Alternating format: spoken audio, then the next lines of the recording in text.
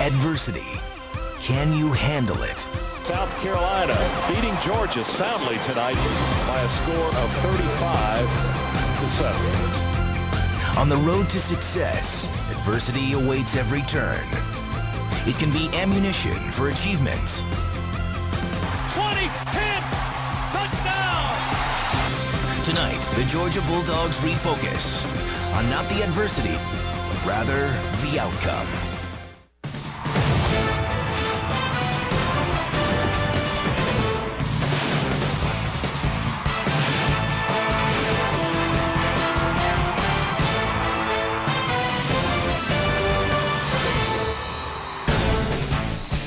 SEC College Football Saturday is presented by Coors Light. We welcome you to Commonwealth Stadium.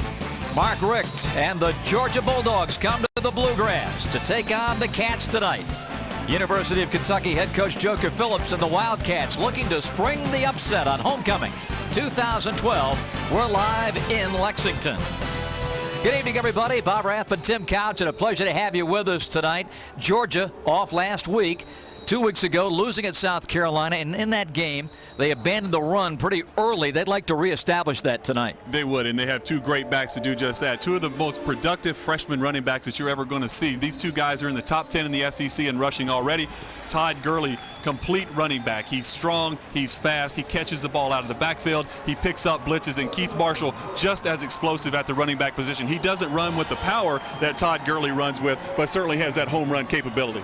And Kentucky would like to establish the running game to take a little pressure off of their true freshman quarterback, Jalen Whitlow. That's right. They're going to have to do that. They have to establish the running game early in this football game because Georgia is going to challenge Kentucky down in the box, and Jalen Whitlow has to make some throws. He has to get one-on-one coverage on the outside, and he has to hit those once he gets the opportunity. He's only completing 41% of his passes on the season so far, so tonight that has to change. So we are ready for the Cats and the Dogs tonight from Commonwealth Stadium here in Lexington.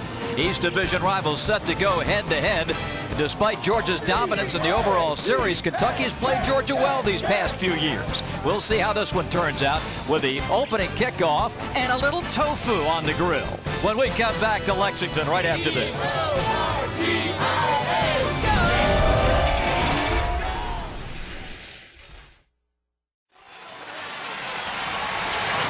Back in Lexington, the Georgia Bulldogs take the field.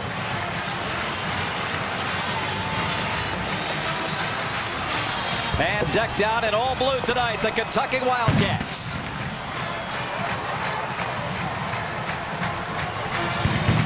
And here again is the score Andre mentioned a moment ago. The South Carolina Gamecocks losing big to the Florida Gators today in Gainesville. And again, the complexion of the East race has changed in Georgia's favor because they once again hold their destiny in their hands. If they can win this game and then beat the Gators next week, Georgia can go on to win the East title much like they did last year, losing to South Carolina.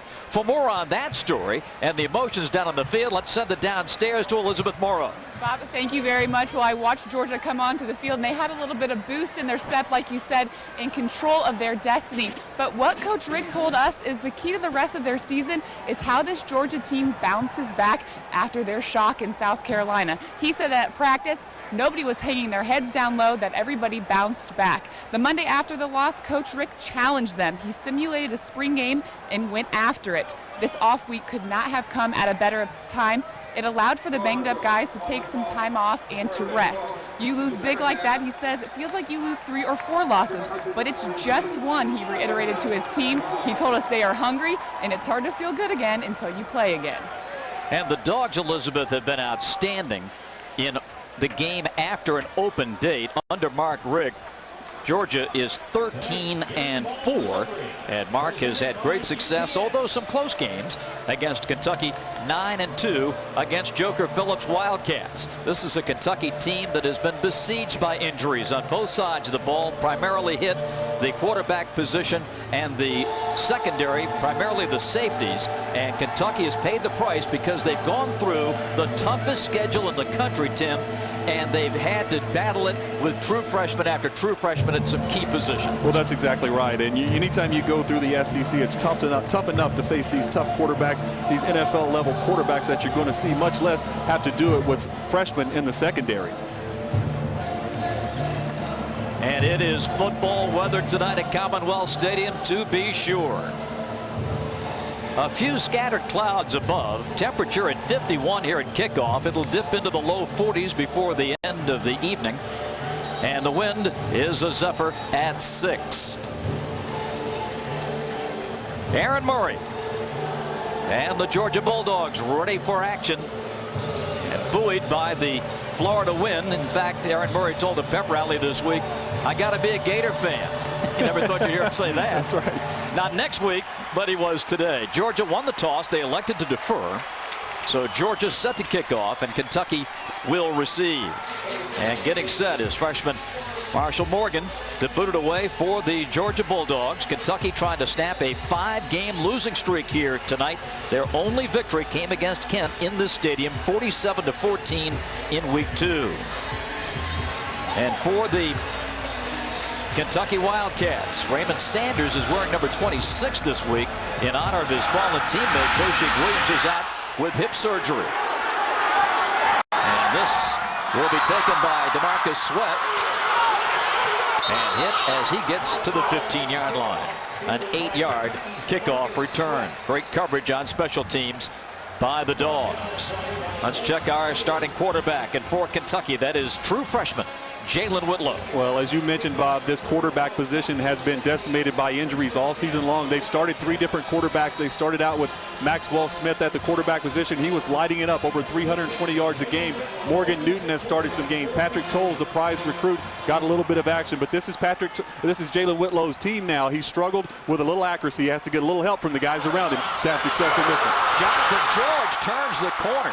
And Tim, you mentioned that you thought Kentucky would try to establish the run right away. They will. I think that's what they have to do early in this football game, is get the running game going just like that. Get Jonathan George involved. Get Raymond Sanders involved. It gets the momentum going. It gets the crowd into this football game. And more importantly, it settles Jalen Whitlow down. An 11-yard gain on first down. Kentucky again up the middle. Out to the 36. Let's take a look at our Toyota key defenders tonight for the Bulldogs. Cornelius Washington has been a force on the edge this season. Jordan Jenkins is starting tonight ahead of the injured Jarvis Jones. More on that story. And Bakari Rambo still looking for that first pick of the new campaign. Well, Kentucky with 2 terrific runs. That one picked up 8. It's 2nd and 2. Now Georgia stiffens. Rambo, one of the guys coming up to apply the hit on Jonathan George, who's carried the football 3 straight times. Alec Ogletree, the first man to get there. These are the type of situations that you want your young quarterback to be in. It's 3rd down and short. These are manageable situations. They're ahead of the chains because they're running the football so well early in this game. And keep in mind, this is a Kentucky offense that is averaging just 107 yards per game on the ground. It's been a struggle. You know, they've went through some injuries at the running back position as well. Their starter, Koshik Williams, out for the season. He was off to a nice start. So they've been depleted at a lot of positions with the injuries. The stretch of the chains. First down, Kentucky.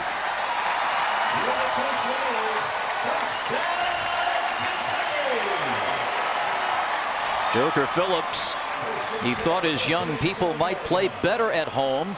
So many freshmen and sophomores that have dressed of the 80-man roster tonight, over half freshmen and sophomores.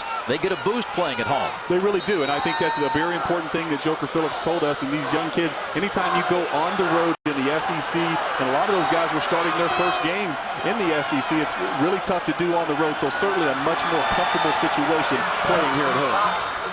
A shovel on the inside, handoff to Jonathan George, and he gets it to the 40-yard line. Jonathan George, the junior from Lincoln, Alabama, averaging a little over 4 yards a carry this season. Marlo Herrera made the tackle, and what a young career he's had at Georgia. Started it and played in every game last season as a true freshman. On the bootleg, the throw is complete out to the 48-yard line. Fumbled, and I believe it will go as an incomplete pass. That's the case. Sean Williams came up to knock the ball loose. And a good play call by Randy Sanders. You've been running the football so effectively. Now you can get out, run a bootleg, and a nice throw right there by Jalen Whitlow to Darryl Collins. And you see the confidence that he threw the football with because they've been able to run the football so well early in this game. 3rd and 7.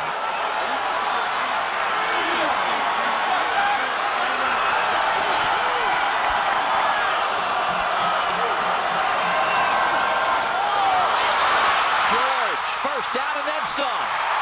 Into Georgia territory at the 39.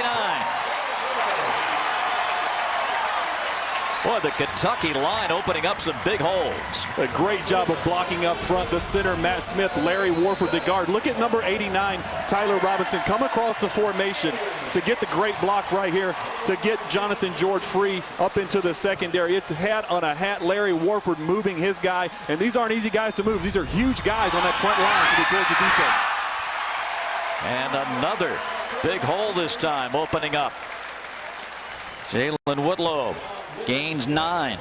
And Kentucky continues to move it on the ground at the Georgia 30-yard line. I talked about some of those defensive linemen for Georgia. The size, 6'3", 358 pounds for Jenkins. Gathers is 6'6", 355. A lot of people to be moving out of the way, but Matt Smith and Larry Warford and Zach West, all these guys on that front line getting a lot of movement right now early in this game. Raymond Sanders, the ball carrier up to the 28, and one of those large human beings is Kwame Gathers. He's 6'6", 355.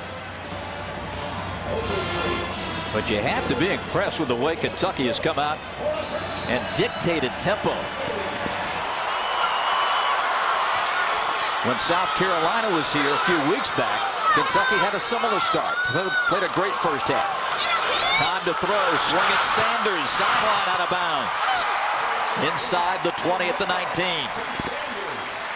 Last week, Whitlow completed only 4 passes in the loss at Arkansas. He was 4 for 15. He looks like a new man tonight. He really does, and I think just that extra week of practice, those extra reps, when you're a young quarterback, anything you get rep-wise is going to improve you as a football player, and I think he looks more comfortable. They've thinned down the playbook for him and put things in that he just feels comfortable doing. Raymond Sanders, a native Georgian out of Stone Mountain, gains 9.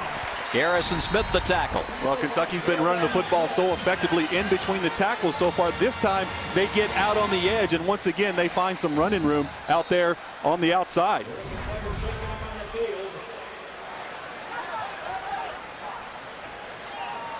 For the Wildcats, Zach West.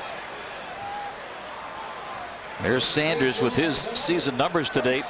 The attempts and yardage leading Kentucky in those categories. Zach West had to come out at left guard. Ethan Merritt comes in. It's a toss to Sanders. To the 8. Kentucky. And got the flags posted. I think they can get a first down by maybe an inch at the goal line. Morgan Newton has come in at quarterback.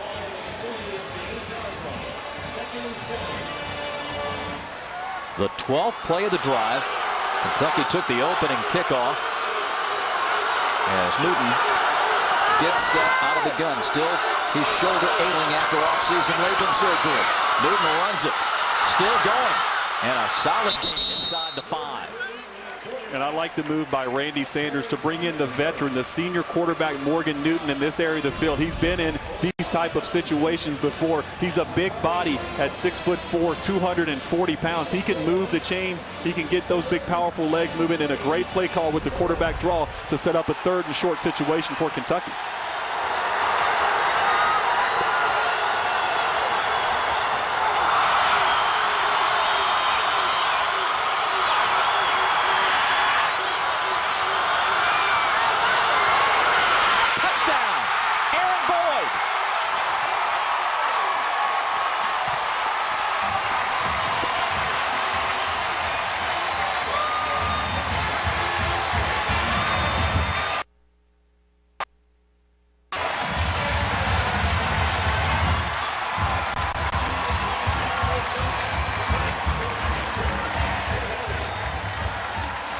Greg McIntosh is a perfect 18 of 18 now on the extra points. And Kentucky strikes first, stunning number 11 Georgia on the opening drive. The first time they've scored on an opening drive this year. Kentucky's first quarter touchdown of the campaign. Aaron Boyd, a 4-yard touchdown pass. And our Wendy's first. It's the first offensive touchdown in the first quarter for Kentucky in 20 games. And they did it primarily on the ground. They did, and that's what they had to do. They have to come out and run the football against Georgia and get any kind of passing game down the field. And a great job by Randy Sanders of putting Morgan Newton down there in the red zone. Malcolm Mitchell from the 10. And a loose football.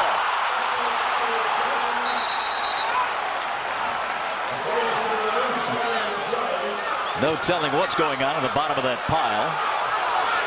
Referee Hubert Owens down on one knee, and it looks like the Dogs have the football. Take a look at the fumble here. Malcolm Mitchell fighting for extra yards. The ball comes out very early, but he's able to get on it. Luckily for Malcolm Mitchell, that ball bounced right back to him. And the Bulldogs. Our Toyota quarterback, Aaron Murray, leading them onto the field. Aaron Murray, a 3-year starter for these Bulldogs. He's been outstanding since his freshman year. This is a pro-style system you'll see from Georgia. A lot of 2-back play action, 1-back sets, empty sets, a lot of personnel groupings and formations. They will attack you a lot of different ways, especially with the power running game in Todd Gurley.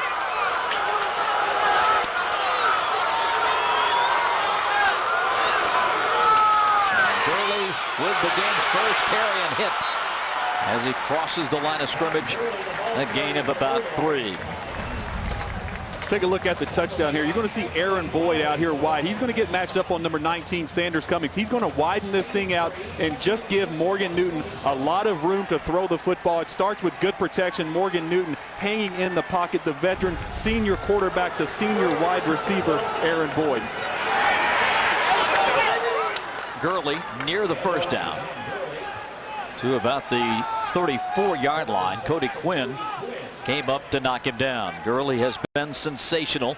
Leads the SEC with 60 points total, 81 carries, and 575 yards rushing. Georgia likes to do this. A quick snap on 3rd and short, and Aaron Murray gets the first down out to the 35. For the Kentucky Wildcats, Taylor Wyndham is a game captain tonight, that hybrid defensive end linebacker. Bud Dupree's been terrific. Very consistent, one to keep an eye on tonight. And we mentioned Cody Quinn. He has been playing great. The coaches raved about him in our meetings yesterday. First down for Georgia from the 35. Murray has time and throws. This is complete. Mitchell. His forward progress marked at the 42-yard line. More on the Kentucky sidelines from Elizabeth. Bob, thank you. Talk about an energized sideline night and day from last weekend. We have been able to watch them, and the thing that we really were impressed with was how they never got down. But this bunch doesn't feel sorry for themselves. They're excited, and Joker Phillips said, think about it. They are so young. Every day is a challenge. These guys get to go out and play in big positions and in big games. This sideline is electric. And that time, John Theus jumped. That's going to cost the Dogs 5, the freshman from Jacksonville. Offense. Number 7 $5 from the previous. 2nd down.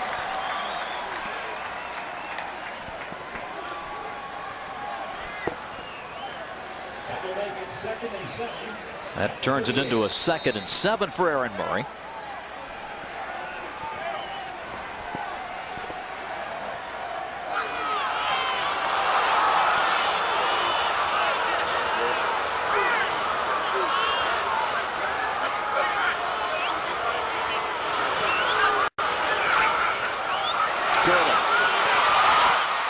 Terrific strength as he moves it out to midfield.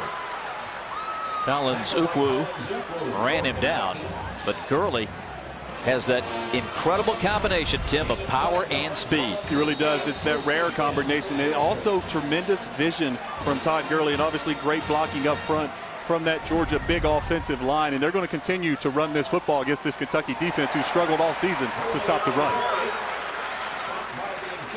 Gurley tripped up that time. Ukwu was there. Also getting a little help from Bud Dupree, number 2 at the end. This is Dupree. He leads Kentucky with 6.5 tackles for losses. He's another Georgian. In fact, Kentucky has 23 players from Georgia on their roster. It's long been a strength of Kentucky's recruiting. They committed to Peach State. Hit a bunch of great players. Here's Gurley. Roped and tackled at the Kentucky 48-yard line. That time, Miles Simpson right there at the point of attack. A great play by Miles Simpson. He plays that hybrid linebacker safety spot in this Rick Minter defense, and that's what he's asked to do. He has to be physical in the run game, but also be athletic enough to cover guys in one-on-one situations. That time showing he can come up and make a play on a tough running back. 3rd down and 9 yards to go for the Dogs. 8th play of the drive.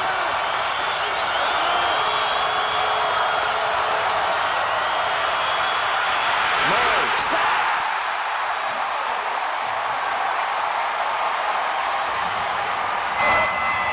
Dante Rump, Taylor Wyndham share the honors. This Kentucky defense playing much like they did in the first half so far against South Carolina a few weeks ago, getting after the quarterback. You see 2 guys getting there. Taylor Wyndham, the senior, has been a good player here at Kentucky for a lot of years. That time, a coverage sack, a lot of good coverage on the back end. Aaron Murray initially had time to throw that football, but no one opened down the field, and Wyndham eventually got to him. DeMarco Robinson awaiting the Colin Barber punt. And he'll make the fair catch inside the 20.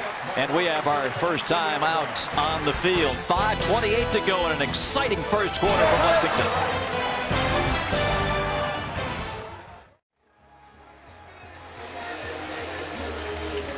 Andre, the Dogs without the services of their great linebacker Jarvis Jones tonight. All kinds of injuries, a sprained right ankle, and hasn't practiced since the South Carolina game. He's also had a left knee that's bothered him, a groin pull, and they sure missed him on that first drive. Now Kentucky gets the football back, and they stick it on the ground with their quarterback, Jalen Whitlow.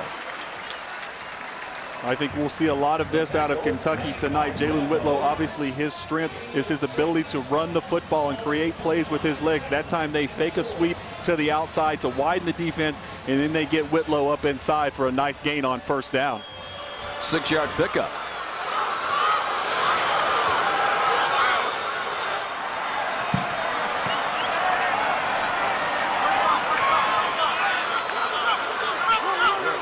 Jonathan George is the setback. And nothing this time to the 25. A great play by number 5, Damian Swan, coming off the edge. You'll see him come into your screen right here. He's the nickelback in this Georgia defense, and it's a perfect play call by defensive coordinator Todd Grantham, expecting that inside handoff and blitzing the Damian Swan, the nickelback, off the edge. Sophomore from Atlanta. You started all 6 for Georgia. And you look at defensive coordinator Todd Grantham, Kentucky 2 for 2 on 3rd down. Quarterback will run it. And out of bounds at the 38. First down, Kentucky. Jalen Whitlow using those strong legs, the true freshman from Alabama. I like what I see so far out of Jalen Whitlow. If your read is not there, use your athletic ability. Tuck the football and run it. And I think that's what he kind of got away from the last couple weeks. He was trying to sit in the pocket too long and go through his progressions. When you're a young quarterback, you have that much athletic ability. If it's not there, tuck it and go, especially against man coverage like that Georgia was in on that last play, and there's no one to account for you. The hole that Jonathan George saw closed quickly. Let's check tonight's keys to the game. They are brought to you by Ford. Well, for Kentucky, it's be aggressive offensively. Got to generate some chunk plays, get the ball down the field, and defensively, I think they have to create some turnovers. They only have 2 interceptions on the year. They got to give their offense a short field. For Georgia, offensively, it's get back on track. They're averaging 41 points a game, only 7 points their last time out against South Carolina. And defensively for Georgia, they have to get some sacks. Only 10 sacks on the year. They had 35 last year. So that's why I think they're giving up so many big plays in the secondary, because they can't get any pressure. Jalen Whitlow tried to escape, but Kwame Gathers had other thoughts. Well, Kwame Gathers, normally a run stopper for this Georgia defense at 6'6", 355 pounds. You see him working right here. You see the size, but the athletic ability to get off of a block. Matt Smith was on him initially, but Gathers able to get off of Matt Smith and get to Jalen Whitlow. Now on a 3rd and 14.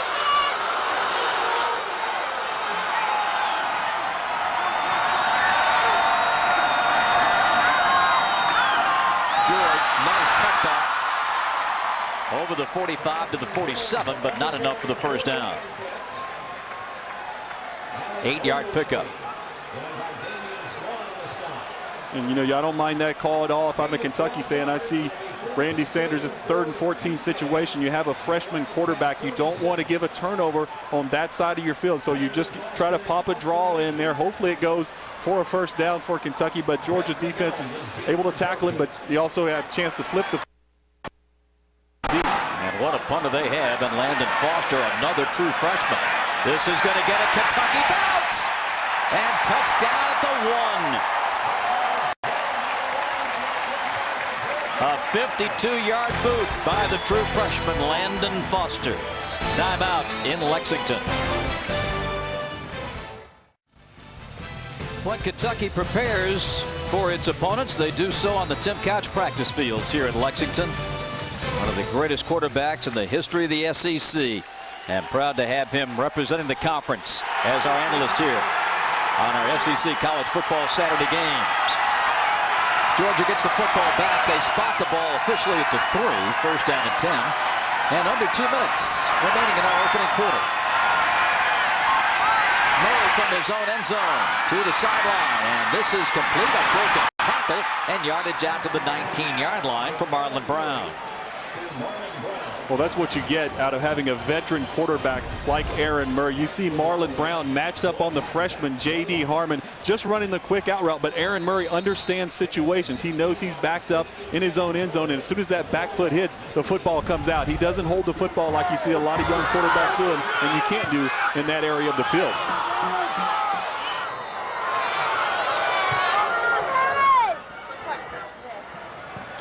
A gain of 16.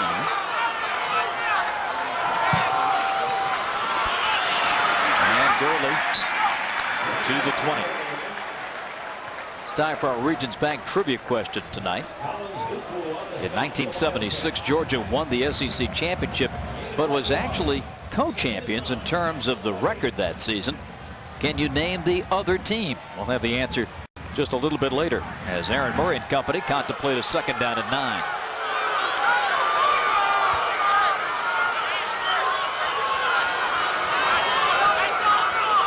King at the top of your screen. Marlon Brown in the slot.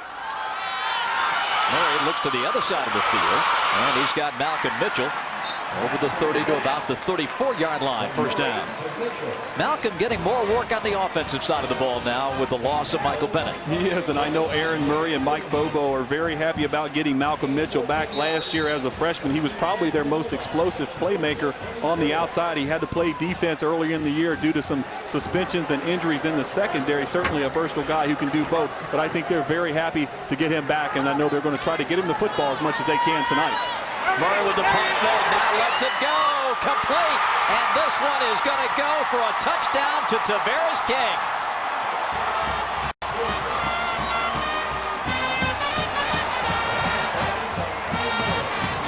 Tavares got behind the defenders after Murray made the pump fake.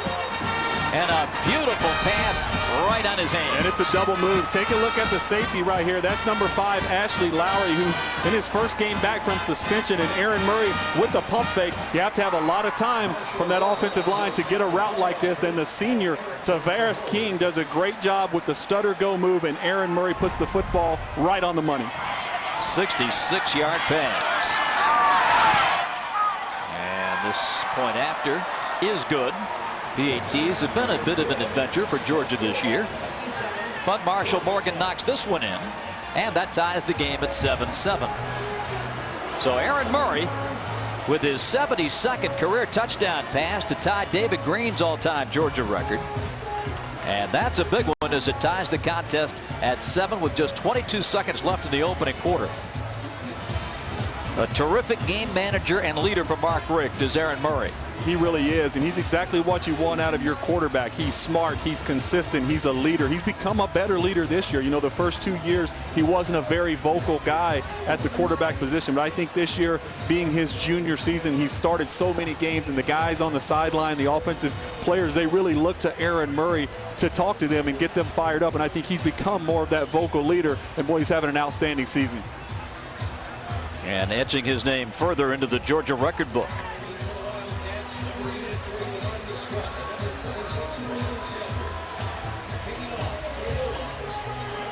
Marshall Morgan to kick it deep.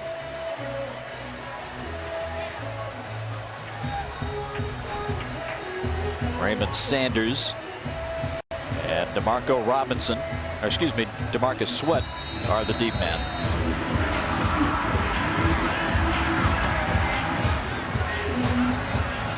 Aaron Murray on that drive went 3 for 3 for 96 yards.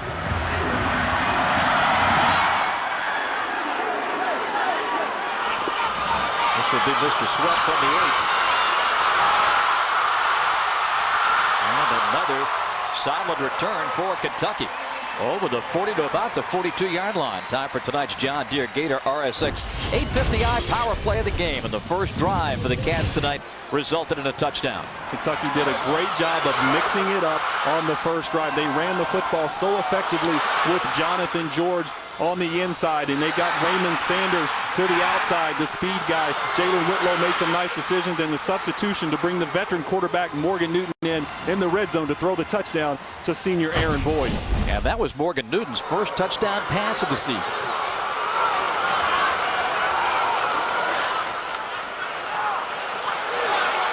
And a gain of maybe a yard or two. Michael Gilliard coming up to make the stop. And that will be the end of the first quarter. Kentucky strikes first. Georgia retaliates. And we're all even after the first 15 minutes tonight here in Lexington, Kentucky. End of one, Georgia 7 and Kentucky 7. A lot of Georgia fans coming up to take advantage not only of the ponies, but also of supporting their beloved Bulldogs. And homecoming weekend here at the University of Kentucky. 7-7 ball game. Bob Rathbun, Tim Couch, Elizabeth Morrow, and our great crew with you from Commonwealth Stadium. Cats take over after a 34-yard kickoff return from the 46. Whitlow wants to throw. He's got a home run ball. It's incomplete at the 15 for DeMarco Robinson. Inches away from 6. Well, he had him. They line up in the pistol formation. They show option, and Whitlow comes out of it. They get Damian Swan, the corner, peeking back in the backfield, and DeMarco Robinson runs right by him, and it's just off the fingertips. A tough catch for DeMarcus Robinson. If that football was maybe another 6 inches shorter, he hauls that thing in. Kentucky 3 of 4 on third down tonight. And a whistle blows this play dead. 16.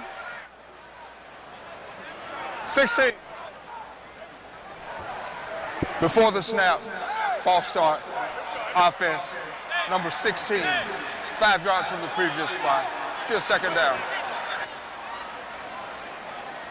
Well, Joker Phillips has to shake his head. LaRod King, the senior, will back up the Cats to the 39-yard line. It will be third down and 13. And just a very unfortunate situation for Kentucky. When you're a struggling offense, those are the type of plays that you have to make. DeMarcus Robinson, the ball goes right off his hands. You have to get those kind of plays to energize yourself offensively. Now you're backed up in a 3rd and 13 situation. There's Sanders with a good run, and that is going to be very close to the first down.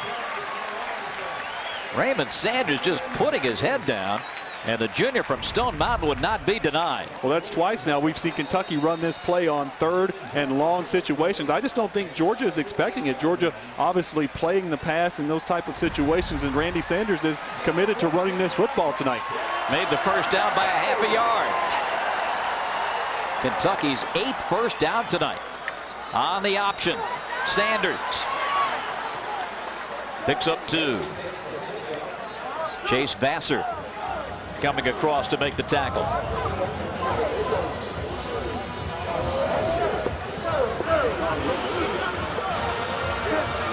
Kentucky has rushed the ball effectively 111 yards on the ground in the first half. That is more than they average on the ground for a game.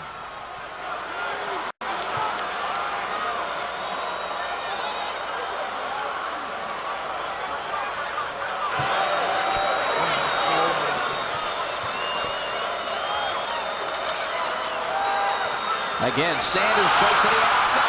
Breaks a tackle, and he's out of bounds.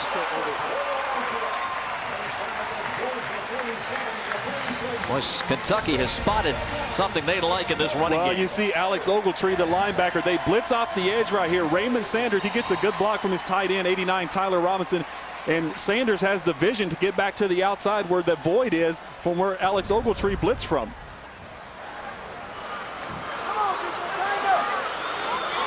A gain of 10.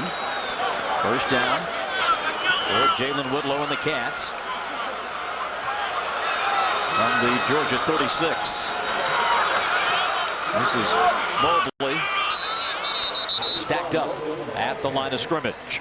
In fact, that will be a loss of a yard as Marlo Herrera comes up to make another tackle. Last year, as we mentioned, played every game as a true freshman. In 20 career games, 47 tackles coming into this one.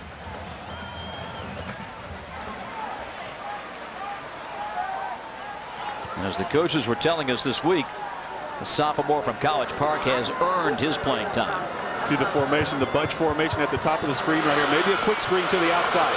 And there it is, and they're going to throw off of that. It's nearly picked off. Goes back to the quarterback, Whitlow. He's got a cowboy, and Whitlow out of bounds, just shy of the goal line.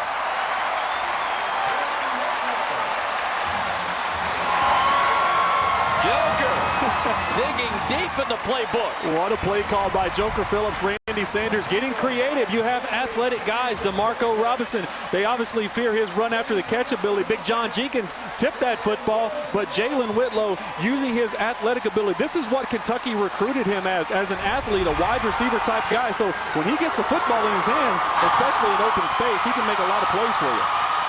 In the, what they call here, the blue zone, the red zone everywhere else, they bring Morgan Newton in at quarterback. Kentucky looking to go ahead. Newton looking to throw deep in the end zone, incomplete. And again, DeMarco Robinson was open. The pass off just a bit. And they had the matchup that they were looking for. They got Rameek Wilson, the linebacker, matched up on Robinson right here. You see that? That's what you're looking for as a quarterback. And you know Morgan Newton, the senior, he spots that right away. That is a big mismatch. You just have to put that football on his chest. He tried to make the perfect throw. When he's that wide open, just underthrow the football a little bit because he has 3 steps on the defender. Morgan to the end zone. Touchdown.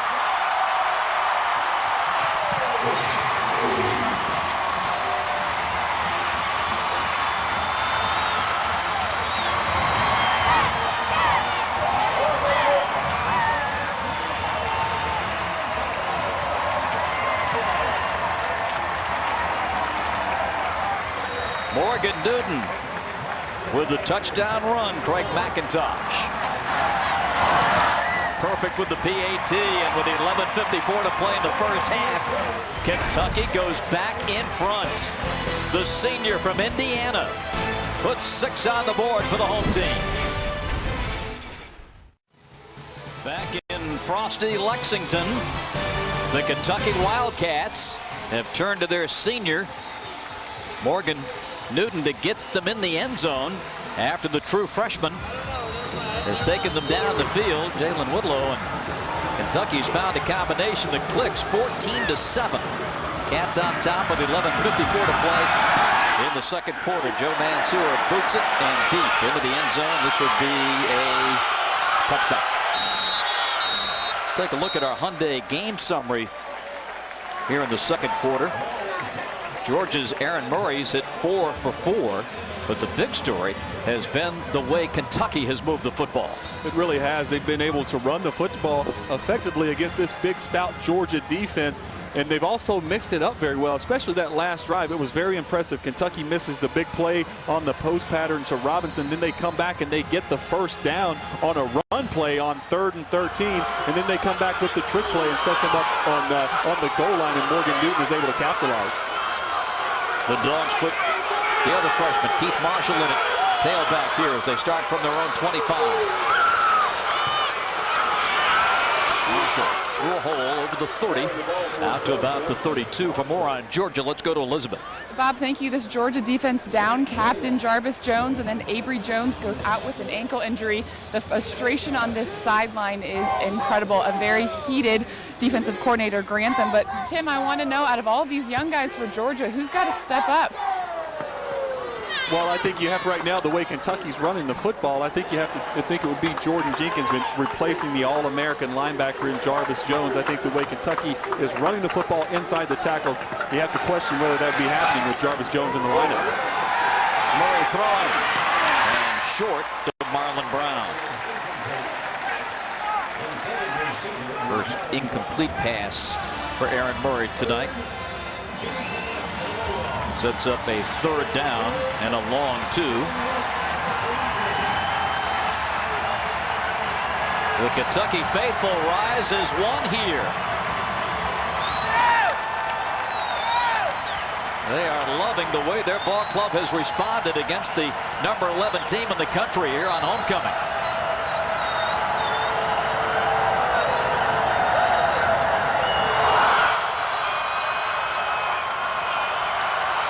Three-man rush, and they bring him down.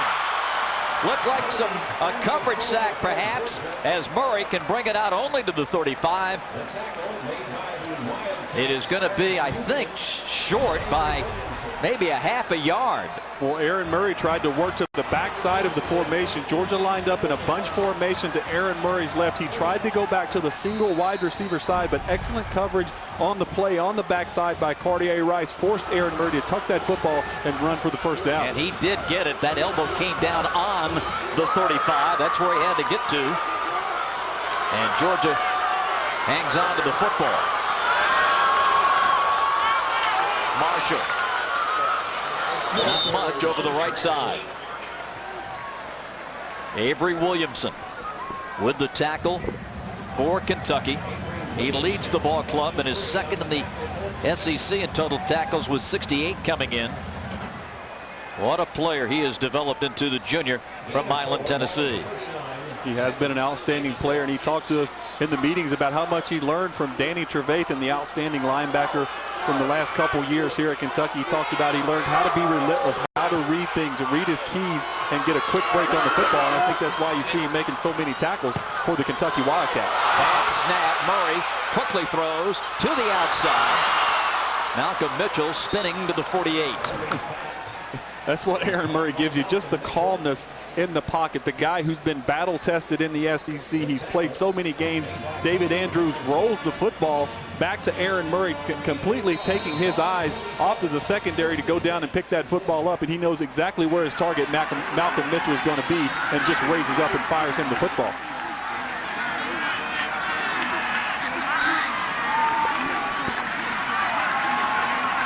First down. The 47. And Murray throwing over the middle, and this is going to be caught. Tavares King, first and goal, Georgia. 2 bombs to King here in the first half. Well, they got Tavares King matched up on the true freshman corner, number 16, Cody Quinn, and Aaron Murray knows exactly where he's going when he gets that matchup. That's his senior wide receiver matched up on a true freshman corner, and I'll tell you, Cody Quinn was in pretty good position. He tried to come in at the end to strip that football, but it was just perfect location on the throw, and Tavares King does a nice job of holding on to that football all the way through the catch.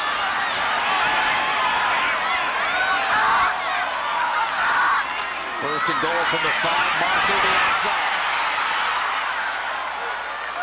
Denied the goal line, out at about the 2. It will be second and goal. Fred Tiller came over to keep him out of the end zone. So you're just trying to run the football. Georgia runs the football so effectively in the red zone. They lead the nation, or lead the SEC, I'm sorry, in scoring touchdowns in the red zone. They do it mostly by running the football down in this area of the field. They've scored 19 touchdowns and 23 opportunities in the red zone.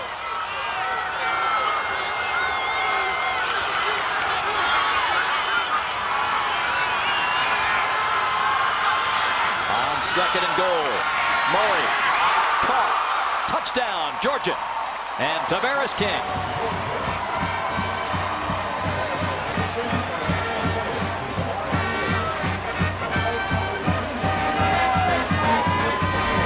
Well, once again, you see he's going to widen number 16, Tavares King, widen number 16, Cody Quinn. It's the matchup that got him down here in the first place, and Aaron Murray is looking for that matchup right now. Cody Quinn has played really, really well for a true freshman so far this year. The coaches are really high on him, but right now it's very tough, him trying to cover a guy like Tavares King going against quarterback Aaron Murray. And we talked about these PATs for Georgia. It's not a gimme, and Marshall Morgan misses, and Kentucky maintains a 1-point lead. King's second touchdown tonight.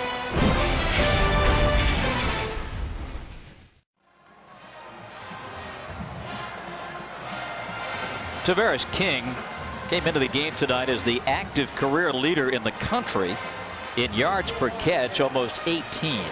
Tonight, he has done nothing to hurt that. 3 catches and a whopping 116 yards and 2 touchdowns. Georgia failing on the PAT, trails by 1 at 14-13. The return from the run by DeMarcus Sweat. Tiptoes the sideline, gets out to the 26-yard line. Let's check out a couple of veteran fans of the game presented by O'Charlie's. You know these gentlemen have seen their fair share of football. Nobody like Herschel. That's right. Nobody like Perilli and Couch. Some of the greats here at Kentucky. A 14-13 game with 8:22 to play in the first half. And Jalen Whitlow brings Kentucky out. They have had the football 3 times previous. They've scored 2 touchdowns.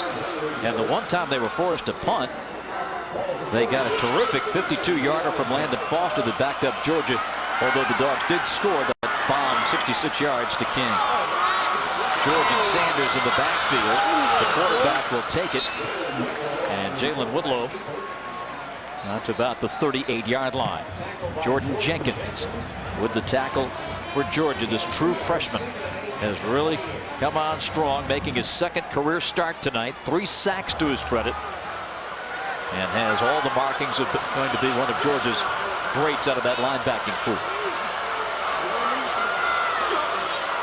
2nd and 8. And a penalty flag stopping the play. Hubert Owens coming in to check. Before the snap, false start on the offense, number 80. 5 yards from the previous spots. Still 2nd down.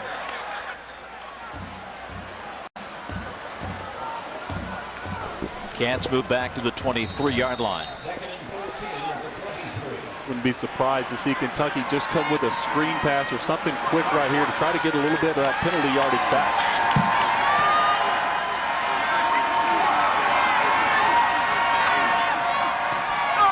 Shuffle inside, George. To the 28. Kentucky continues with its commitment to rush the football. I think that's what they have to do. They have to run the football effectively in this game. And I feel like right now they have Georgia on their heels a little bit. I don't think Georgia really knows what to expect from this Kentucky offense. They've seen trick plays. They've seen Whitlow throw the ball down the field even though they didn't hit it. It had to scare Georgia a little bit. So, and the way they've been able to run the football. So I think Georgia a little bit on the heels. This one is caught. And the mark of the ball is going to be crucial on the reception here by Darryl Collins. Right at the stick. Look at the recognition by Whitlow. This shows me he's growing up. He sees the blitz by Damian Swan. He knows that that's a hot route. That's a side adjustment. That's Darryl Collins, his wide receiver, on the slot. That lets me know that the young guy is seeing things out on the field, which he didn't see the previous weeks. Kentucky is short by about 6 inches, so they'll punt it to Rhett McGowan. McGowan is smothered on reception. Wow, another terrific punt by Landon Foster, and E.J. Fields right there.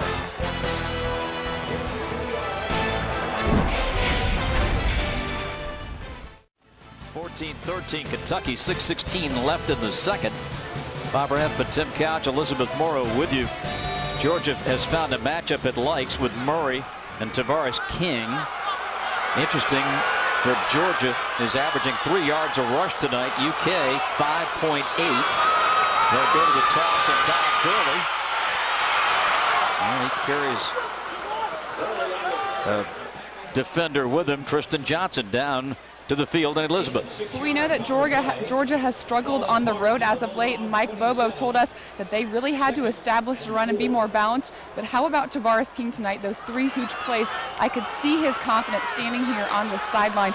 Sometimes it takes the guy that's been here to make those big plays, and I love that he said, our time, our team, no regrets was the Bulldogs motto. He said, okay, we're going to change that. We have one regret, but it's just one. We get over it. We have to win the rest. Well, the senior has been great for a long time. He's caught over 100 balls at Georgia. He's 3rd on the team this year with 17 catches. Big 3rd and 2 here.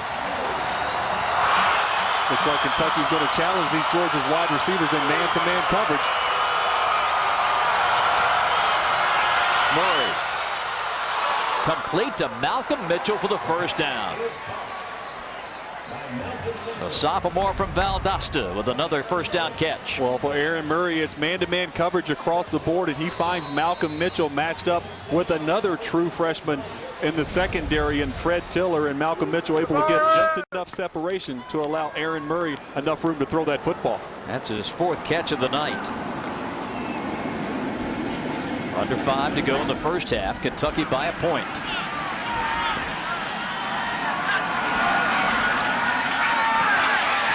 Murray lofting it down the field. This is too long for Mitchell. Well, Murray knows he missed one there. He had Mitchell. He had a couple steps. They went back to that same matchup, and Mitchell matched up on Fred Tiller again. And I think Aaron Murray and Mike Bobo and these wide receivers for Georgia feel like they can get some big plays in the passing game on these deep post patterns against this Kentucky secondary. Do you have to be patient to make those click? Yeah, you do. Pick your spots? You do. You have to pick your spots, but I like the way they did on first down. I think that's a great time. You're going to get a single high safety most of the time. It's a great time to try to throw one of those deep shots. King with the catch, but no yardage after the contact as Quinn came up. Cody is a true freshman, keep in mind. This is part of the Kentucky story. So many DBs, primarily the safeties, have been so hard hit by injury, and a lot of true freshmen being asked to play big roles against some of the SEC's best quarterbacks and wide receivers. A big down here for Kentucky. They've been terrible on third down situations so far this season. They're the worst in the SEC. They have to find a way to get off the field and get this Kentucky offense the ball back.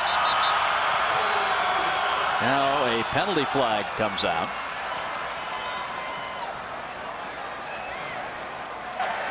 False start. Offense. Number 64. 5-yard penalty. Still 3rd down.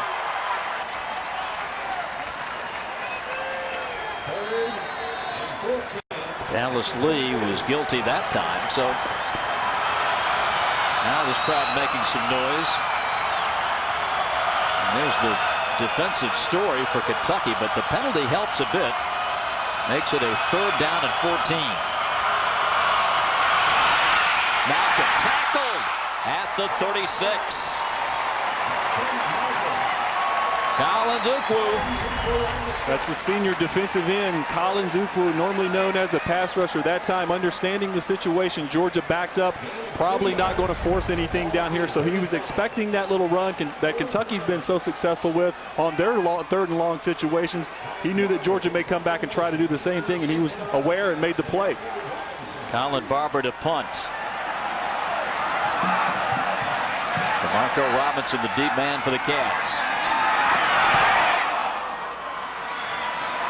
Punt is going to hit and roll out of bounds shy of the 20-yard line. They'll mark it out at the 23.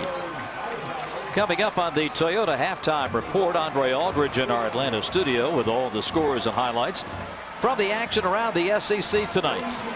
And a very big day of football already with LSU with a big win at Texas A&M. And of course, the one that's affected this SEC East race, Florida demolishing South Carolina in the Swamp. Morgan Newton is in at quarterback, and he'll go with the toss to Sanders. Out to about the 22. That's going to be a loss of a yard on the play. Alec Ogletree coming up with good pressure. And Alec Ogletree, one of the best linebackers in the SEC, missed the first few games of the season, and Georgia certainly happy to have him back into the lineup. He plays all downs. He can play on third downs as well. He's so athletic, he can cover guys as well, but you see him make the play from the inside out in pursuit on that one. 2nd and 10.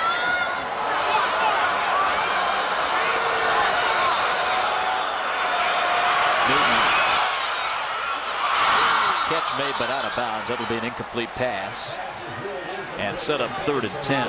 But we talked about Georgia loving the long ball tonight, but Kentucky, I think, Tim, may also have that in their back pocket. Maybe not at this particular point on the field, but they know that these DBs for Georgia love to creep up, and as much as they've been running the football tonight, they might bite and pop one deep on Georgia. That's a great point, Bob. And you watch the South Carolina game, and South Carolina did just that. Especially they focused on Sean Williams, the safety. He's very nosy, peeking into the backfield. He will try to come up and make plays, and they can't get some throws over his head. Well, Kentucky didn't get a very good spot. Raymond Sanders on the rush. It's going to be short. And Kentucky wants a timeout. Well, let's look at the spot here. Raymond Sanders able to get the football. Kentucky trying to run the ball on 3rd and long again. And it looks like a good spot to me. It looks like that football is just a little bit short. So a good spot by the officials. And Kentucky is going to go for this thing, or at least initially they're still out in the huddle, the offensive unit.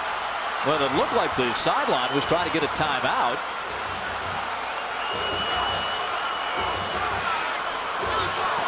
And now Joker will take it. They ran the play clock down. So with 1:32 to go Kentucky in the 2nd quarter, a 4th down for the Cats when we come back. Joker Phillips has committed the Cats to a running game tonight. It's paid huge dividends. Now faced with a 4th and less than a yard. They will punt it. Landon Foster has been placed into the game here and will kick from his own 20. Booming punt. McGowan backpedals to his 15. Escapes. And rolled up at the 28-yard line. Time for our GMC video vault tonight. And Georgia fans never get tired of looking at this video, that's for sure. They talk so much about the Georgia freshman of Gurley and Marshall, nicknamed Gershel after this man, Herschel Walker. Herschel Walker, certainly one of the best to ever do it. I remember watching him as a kid, and just, I don't think there's ever been another one like him. No. Just, he could do it all. The speed, the size, just a complete running back. One of the best of all time. And a whistle blows the play dead with 1:19 to go. Well, these two freshmen from North Carolina, Todd Gurley. False start. Offense. 71. 5-yard penalty. Still 1st down. Gurley and Marshall have been terrific, and here is the comparison with Gurley and Marshall to Herschel's first 6 games of their freshman careers. I think what stands out to me is the yards per carry from both these guys, Gurley and Marshall, over 7 yards a carry. and 9 touchdowns on the season for Todd Gurley already. Third Georgia penalty. First and 15.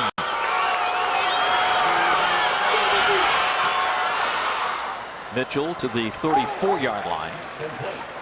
From Murray to Mitchell. Bulldogs have their full complement of timeouts. Georgia.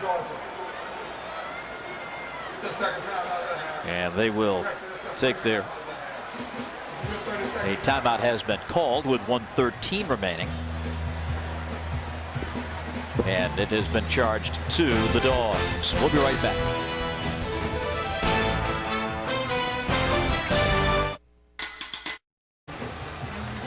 .73 seconds remaining for Aaron Murray and company in a 14-13 Kentucky lead. Georgia continues to try to get wide receiver Malcolm Mitchell the football. He only had 9 catches coming into this game. We told you how he played on the defensive side of the football early in the year, but already 5 catches for 48 yards in the first half.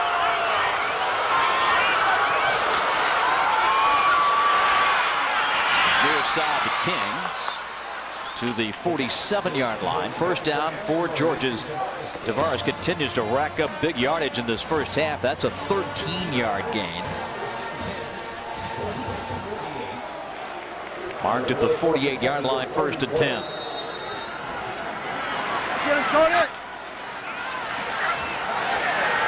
rolling, throwing, deep ball. It's going to be incomplete. Marlon Brown right off his hands. Well, they get Marlon Brown right here matched up again on number 5, Ashley Lowry, the safety, and they're going to move the pocket to get Aaron Murray some time, and it's just a corner post move, and Ashley Lowry bites it, and the throw is right there and just off the hands of Marlon Brown. That's a couple that Georgia's missed down the field now. Aaron Murray is 11 of 14, and I think really only 1 incomplete, 2 drops. Right. And throws over the middle to Mitchell. To the 37-yard line. You can see why they want to get Malcolm Mitchell the football. He's so electric after the catch, and Aaron Murray feels really comfortable with him. They were on the same page very much so last year when Mitchell was a freshman. Aaron Murray really trusts him with his route running to be where he's supposed to be when he's supposed to be. Outside to Gurley.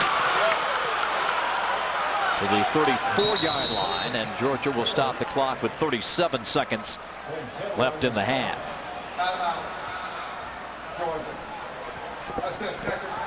One timeout remaining now for the Bulldogs as they look to take the lead here before halftime. Time for tonight's USAA game summary, and there's the stat line on Tavares King. 5 catches on 129 yards. Both of Murray's touchdown passes tonight. But again, Kentucky with Sanders getting 49 yards. Kentucky's ability to run the football as well as they have run it all season. It is, and that's the story of the game right now. It's the way that Aaron Murray and Tavares King have been able to connect and find that matchup with Cody Quinn, the freshman in the secondary. And for Kentucky, it's been running the football. Like you said, Bob, 137 yards on the ground in the first half. For Kentucky, they're averaging just barely over 100 yards per game so far this season, and that's surprising. I don't think anyone would have thought that Kentucky would be as effective at running the football against this big Georgia defensive line as they have been here in the first half.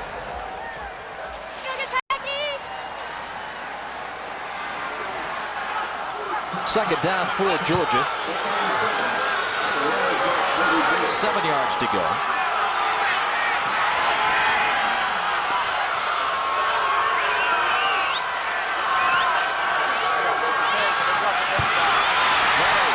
Taken down, back at the 42-yard line.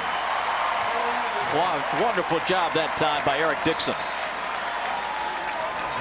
Kentucky brings the safety blitz this time. They've been playing soft in coverage so far here in this 2-minute drill, and you see Dixon right here coming from that safety position. He came from a lot of depth, but good coverage in the secondary, forcing Aaron Murray to hold that football and allowing Dixon to get home.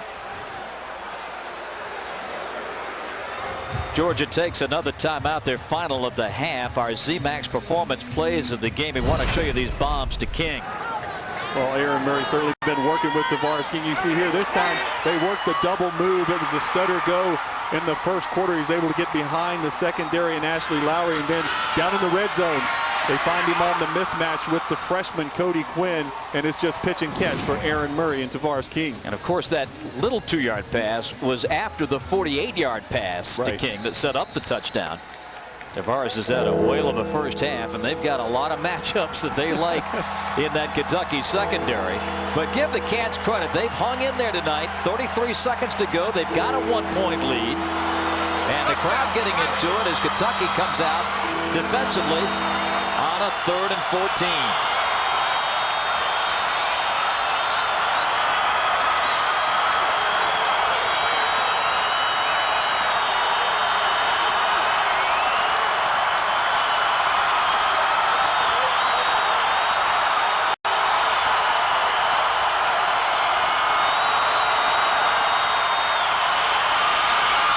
Outside Gurley.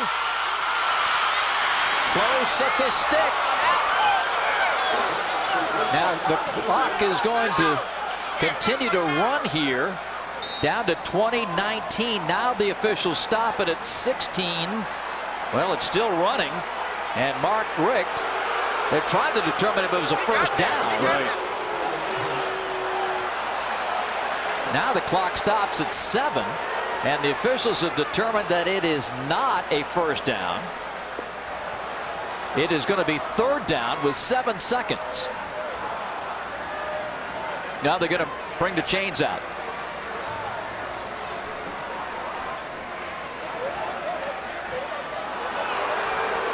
And Georgia gets it. And Mark Richt wants to know, how much time will I have? Well, boy, by an inch or two. Georgia got the spot, and now Hubert Owens has to figure out what the clock should be. Maybe they'll leave it at 7. Let's see. Joker Phillips is hot on the Kentucky sideline. Well, here goes Gurley. Kentucky just playing a safe situation right there. From that angle, it's hard to tell, but it looks like it was a little short. Miles Simpson, that hybrid safety linebacker position, coming up making the play. That's what you want to do, is force them to throw underneath of the coverage on a 3rd and long situation and rally up to make the tackle. But certainly Joker Phillips does not agree with that spot. Well, it looks like the clock is going to stay at 7.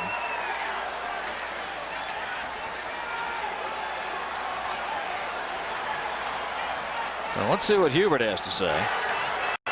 The Kentucky coach has called timeout to challenge the spot that it was not a first down.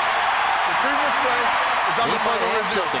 I think he does. From the first angle that we saw, it looked to me like Georgia running back Todd Gurley was stood up just short of the sticks by Miles Simpson. It's hard to tell from the angle, but it certainly looked like it. Take a look here. It looks like he see where he has to get to, but right there he stopped short and drove backwards. I don't think it's going to.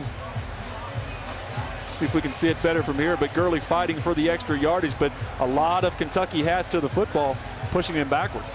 This is I think the best look that we have.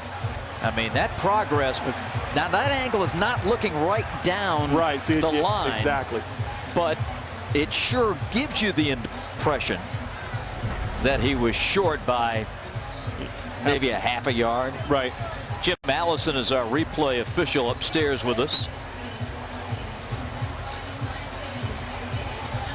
And he is in conference with Hubert Owens down in the field. One more look.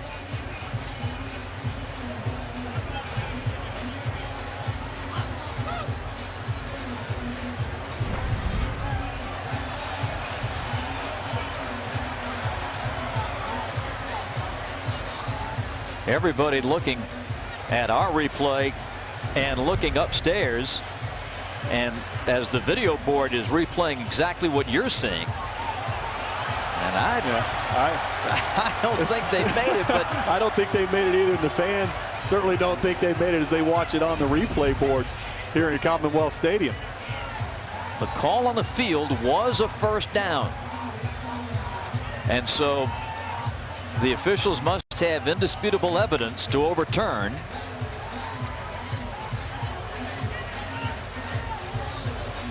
And Joker is just pleading his case with the line judge, Kirk Lewis.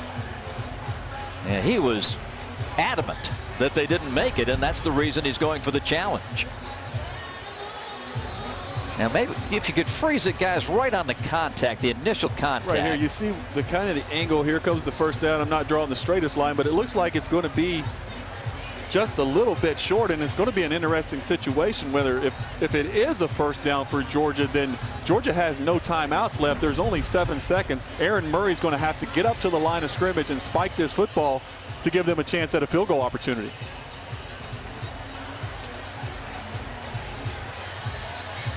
Now the moment of decision. After review, the ruling on the field stands. Will the clock operator please reset the game clock to 17 seconds? And Mark is telling Aaron he's got to spike this thing. The clock reset to 17. But Georgia's out of timeouts.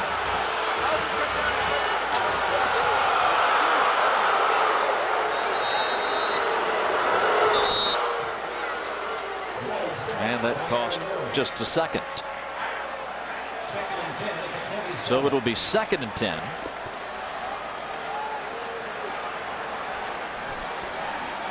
With 16 seconds left. Georgia leaving their offense out on the field, trying to get a little bit closer to get in field goal range. They have a true freshman kicker in Marshall Morgan, so they're trying to get all the yards they can get. They have to work the sidelines here. Obviously, they can't throw the football over the middle of the field or take a sack, so Murray has to get rid of it quick and to the sideline. Caught. And Tavares King to the 9-yard line. That is a first down, so the clock will stop as they set the chains. 8 seconds left in the half. And again, Aaron Murray spikes the football to stop it at 7. It will be 2nd down and goal for Georgia. 2nd and goal at the 8. And it looks like Mark wants to go for the touchdown here. This will be the 11th play of the drive upcoming.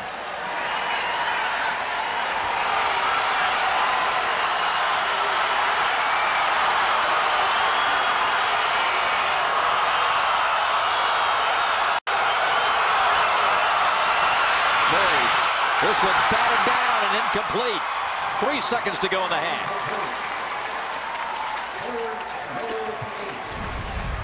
Tristan Johnson, the defensive tackle, you see him right here in the middle of your screen. Kentucky's only going to do a 3-man pass rush. They drop 8 guys back in coverage, so he's just reading the eyes of Aaron Murray. You see him staring it down and just gets that big hand up and knocks the football away.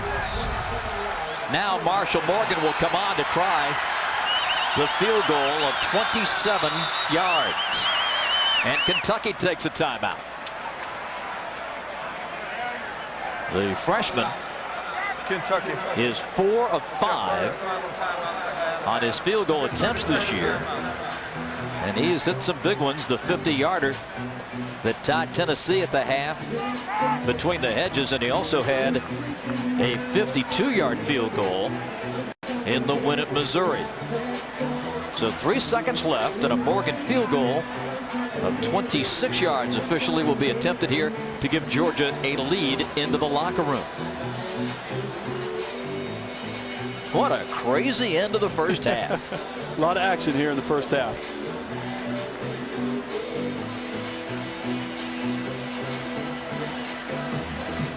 Marshall Morgan taking over for the terrific Blair Walsh, who set an SEC record of 412 points.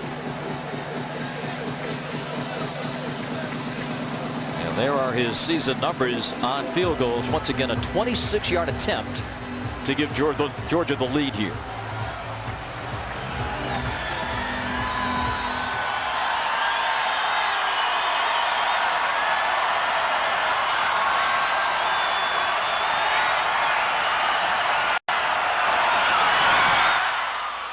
And it hit the upright, but goes through, and Georgia takes the lead. And that's the half. Unbelievable. Take another look. See, he just pulled it. Then he had a hook on it. Looked like one of my tee shots right there, but it's fortunate enough to bank shot in for the field goal. Anyway, then it goes through. Let's go to Elizabeth. Coach, off to a great first half. Georgia takes back the lead. What is the key to get the momentum back? Well, we can't give up the X plays, the big plays on defense, and then we got to run the ball. Our guys are doing a really good job of stopping the run. We've got to continue to run the ball, take pressure off our young quarterback. Utilizing both of your quarterbacks tonight, what are you seeing out of them? Well, we just felt like that the young guy needs to step back and see a couple series, and we wanted to use Morgan some, especially with the quarterback run game, especially down in the red zone. So they're both doing a really good job for us. Thank you. Thank you. Joker Phillips and the Wildcats head to the locker room. SEC College Football Saturday from Lexington. And Kentucky giving Georgia all it wants here in the first half. Dogs 16, Cats 14 at the break. King wide left. Newton sets, pumps, throws. Touchdown, Kentucky! Pass, pump fakes, throws deep. He's got a man open. It's caught over the shoulder. Tavares King. He's going to take it the distance. Touchdown, far corner, TK. The snap is good, the hold is good, and the kick hits the upright, and it went through. Oh, yeah! Bank shot. Boy, I don't know how that one got through. We welcome you back to Commonwealth Stadium here in Lexington, Kentucky. SEC College Football Saturday. Just about set to start the third quarter with Georgia on top 16-14. Bob Rathbun and Tim Couch back with you upstairs. To say that was a wild end of the half would be an understatement. It was a wild end to the half. It was a wild whole first half. The way Kentucky was able to come out and establish the run game, the big plays down the field, in the passing game for Georgia and Aaron Murray and Tavares King. A fun first half of football to watch. Let's take a look at some of the individual numbers in our first half. Our Academy Sports and Outdoors leaderboard, and you see Aaron Murray hitting 15 of 19 and suffered a couple of drops by his receivers. The long ball was big, particularly to Tavares King. You saw that big touchdown. He also had a 48-yarder, all told 147 yards and averaging 24.5. And you mentioned it, Tim, the running game for Kentucky has been tremendous. Raymond Sanders had 49, Jonathan George had 56, and overall Kentucky with 137 rushing yards in that first half. Cats to kick it away. Joe Mansour booms it. And it will be coming out for Georgia. Malcolm Mitchell brings it out to about the 25. Let's go down to Elizabeth. Coach, you have the lead at halftime. Kentucky running the ball well. What adjustments on defense do you have to make? Well, we got to stay in our gaps. We got to play physical. We can't get moved around. And on third and long, that's where a lot of their big runs are. Third and long, we got to be able to, make a play. We're in the right defense, but they're doing a good job. They're doing a better job than we are right now. Thanks, Coach. Aaron Murray company come out. On first down, they give the ball to Gurley. And unable to really turn that corner. Got out to about the 23-yard line. Colin Zuku has played a terrific game tonight. He has. He's been all over the field. He's been great against the run. Georgia, we thought, would come in here and be able to establish this run pretty easily and effectively against this Kentucky defense, who struggled all season long with Gurley and Marshall. But those two guys have been bottled up for the most part in the first half.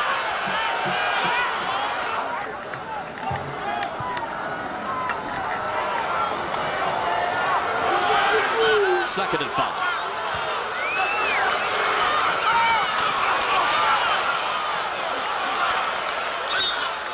And Avery Williamson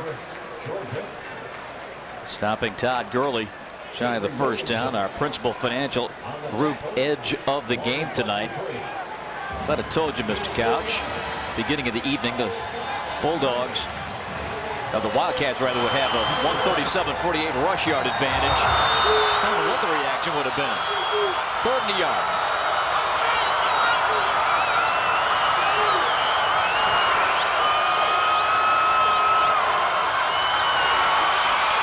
And Kentucky bobbles it up. Great pursuit by Bud Dupree. 94 Taylor Wyndham. And Kentucky holds on 3rd down. Great play by this Kentucky defense, that defensive line. This is that power play that Georgia has been running so effectively all season long. It's that tight pitch power play, and it's straight downhill with the power running of Todd Gurley, and it's being led by that offensive guard, Dallas Lee, pulling around. But Bud Dupree and Taylor Wyndham on the spot to force a 3-and-out here to start this second half for Georgia. Freshman Colin Barber to punt. Accepts the ball at his own 15. DeMarco Robinson. Fair catch at the 35. A decent field position for Kentucky. Joker Phillips has alternated his quarterbacks tonight, as he said he would. Jalen Whitlow and Morgan Newton. Whitlow comes out, the true freshman. I think Kentucky did an outstanding job. Joker Phillips and Randy Sanders, the offensive coordinator, having a game plan coming into this football game about how they were going to use these two quarterbacks in Jalen Whitlow and Morgan Newton. They've done a great job of the timing. It's very hard to pull those guys and switch quarterbacks. You have to have a really good feel for how the game is going, and they've been perfect at doing that so far in this game. Jonathan George is the setback for Kentucky. 1st and 10 from the Wildcat 36.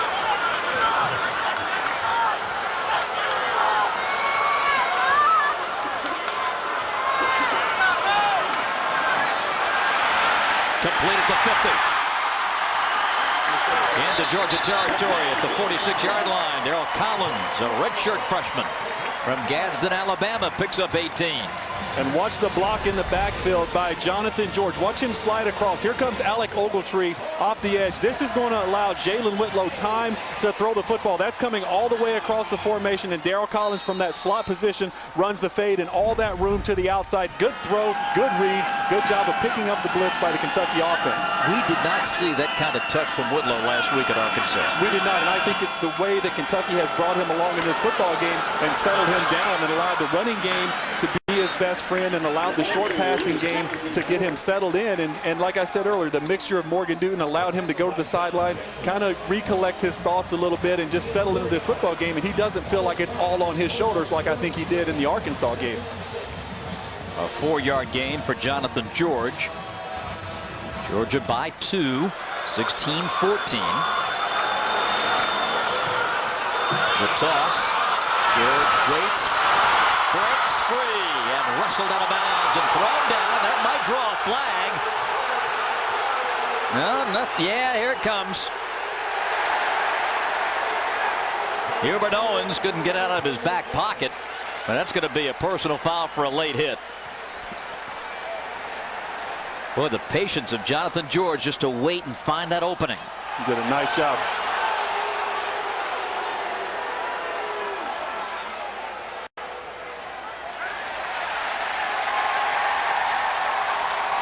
We'll see the end of the play here. We'll see the end, but it's nice blocking, first of all, by the fullback, DJ Warren, number 39. And like you said, Bob, Jonathan George just picking his way through this secondary. And Bakari Rambo comes over late at the end of this thing. And right here, it's that frustration at the end of the play, slinging him down. I think Bakari Rambo, this Georgia defense is frustrated right now, the way Kentucky is able to come out here tonight and run the football against them.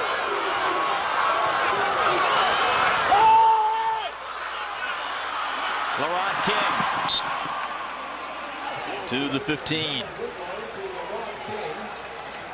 Larod King. I don't think any receiver has suffered more than with all the quarterback shuffling than Larod. He had 23 catches his first 3 games. When Maxwell Smith was back there, only 8 catches the last 4 games. It's been very different for Larod King, getting so many balls, as you said early in the season, Bob, but he's become more of a blocker right now in this system, so it's good to see him get a few passes thrown his way. Very productive player in his career so far. Morgan Newton needed a block, did not get it. Kwame Gathers coming up from behind to make the tackle. Well, they tried to get Morgan Newton to the outside on a little quarterback run play, but Kwame Gathers, that's that run stopper. We've talked about him all night. 6'6", 355 pounds, and he can push the pocket. And he showed that time he was able to get in the backfield and stop Morgan Newton before he could get anything going.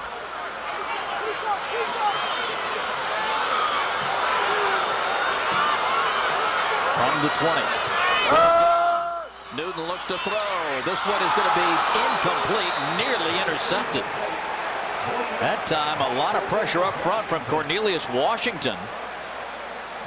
And you'll watch him knock this baby down. Well, they're trying to work the underneath route right here to number 16, Lerod King, and Morgan Newton just staring that route down, and Cornelius Washington unable to get to the quarterback, so he just reads the eyes of Morgan Newton and falls back right underneath that route. 38-yard attempt for Craig McIntosh. And this one is long enough, and it is good. The fourth field goal for Craig McIntosh this season, and Kentucky goes back in front, 17-16.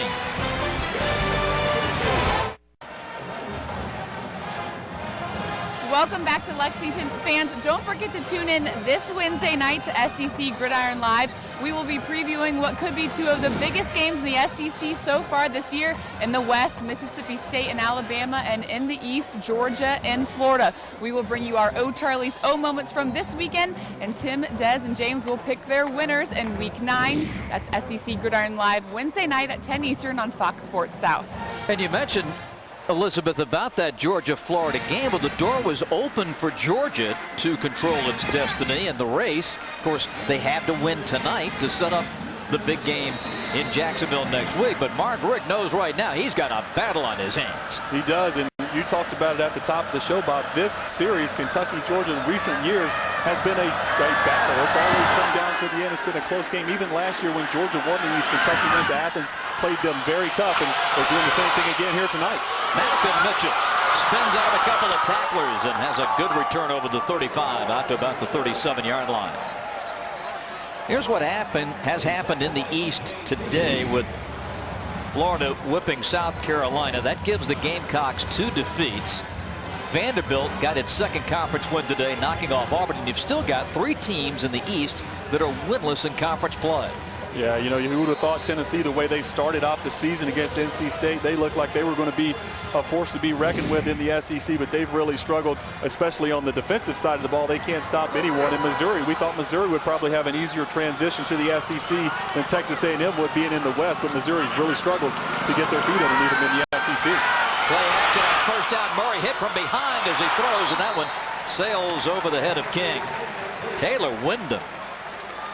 We've called Taylor Wyndham's name quite a bit tonight. That time they had him matched up on the freshman right tackle. You'll see him come around here on the backside. Aaron Murray trying to work the deep out pattern all the way across the field, and Taylor Wyndham able to apply pressure. It'll be 2nd and 10. Wyndham is a terrific player. He's a senior out of South Carolina. He's a game captain tonight. Mitchell hemmed in and taken down at the 33. Collins Ukwu.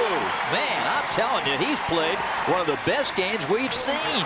He really has, and that play takes a long time to develop. It comes all the way across the formation, Malcolm Mitchell, but watch Collins Ukwu force him up the field, staying at home at that defensive end position, allowing his teammates to get in. You see the safety, Ashley Lowry, down making that play. Collins Ukwu also gets in on the tackle, but Collins Ukwu forced that play, forced Malcolm Mitchell to stop and allow his teammates to get there. Man, the difference between playing at home and on the road. It's a big difference. You're exactly right, partner. On both sides of the ball. Even you see quarterback Jalen Whitlaw much more comfortable, but so are these secondary guys. These guys in the secondary, the freshmen. It is a catch, but it's going to be shy of the first down. Tavares King picks up 12 more yards, but it's going to be 4th down, and Georgia must punt the football. Great job in the secondary that time by Fred Tiller. One of those freshman cornerbacks realizing where the chains are, and he knew Tavares King was going to try to work the comeback route to the outside, try to get to the chains, but he forced him to come up just a little bit short. Now Georgia gets into a set, and Kentucky says hold it. Timeout. Great timeout by Joker Phillips right there. Certainly not expecting that from Georgia right here, and get the timeout, regroup the troops. So the Wildcats burn one of their 3 allotted times out here in the second half as Georgia rushed up to the line trying to convert a 4th and 1. Well, we had a terrific moment here at homecoming. One of Kentucky's all-time greats and a man who went into the Pro Football Hall of Fame earlier this year was signing autographs before the game tonight. And not only a Hall of Fame football player, but Dermontti Dawson is a Hall of Fame person, and they love and respect him like a few Kentucky athletes. I'll tell you, hit it right on the money, Bob. Dermontti Dawson, one of the greatest people I've ever had the fortunate chance to be around. He just is a special person, a great player here at Kentucky, a great player obviously with the Pittsburgh Steelers, 8 straight Pro Bowls. He was just one of the greatest centers of all time, and he's from Lexington, grew up here, played for the Wildcats, so certainly a beloved figure here in the community of Lexington, Kentucky. And now working in the Kentucky Athletic Administration office. The snap comes to Malcolm Mitchell, and he gets to the outside. And down the sideline, there is a penalty flag. So Georgia does indeed go for it on 4th and 1, but this one may be coming back.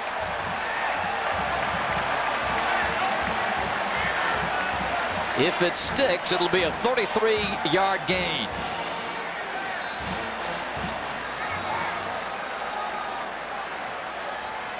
And there was so much movement on the line, it's hard to believe that Georgia won't be penalized. Looks like Kentucky is signaling it's going to be on Georgia.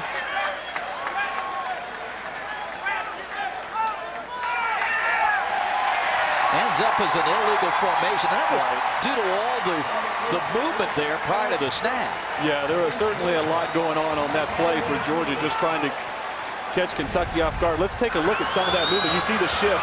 A lot of guys moving around, trying to get set, and not sure where the flag is, but Malcolm Mitchell goes to the backfield right there. I don't think they had enough guys on the line of scrimmage is what it was, but certainly a good play call. If they were able to get set, they saw on film, studying this Kentucky special teams unit, that they were going to be able to get that play if they had a fourth down and short situation.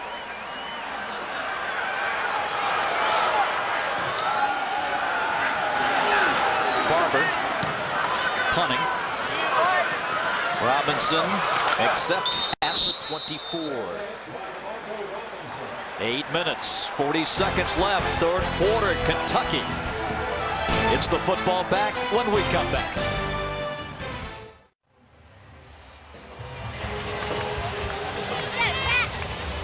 And Andre, the eyes of the SEC on this game as Kentucky is clinging to a 1-point lead, looking to shock the league and upset Georgia. We've got 8 minutes and 40 seconds left in the third period.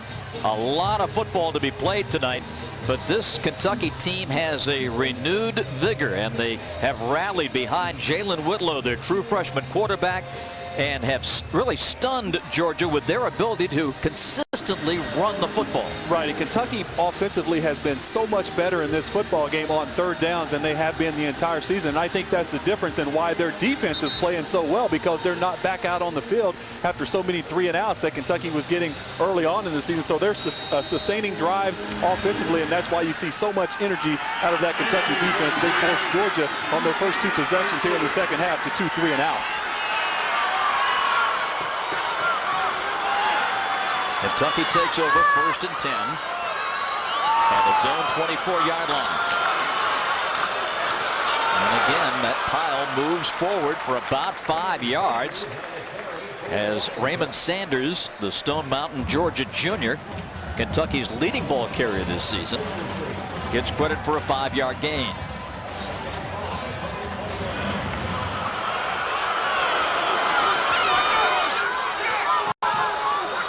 I think Kentucky will try to throw the football in this situation. Georgia really pressuring these. Now they switch out of it, but initially they were lined up in a man situation. Now they go back to a cover 2 shell look, so Kentucky may try to sneak another run on the inside of this Georgia defense.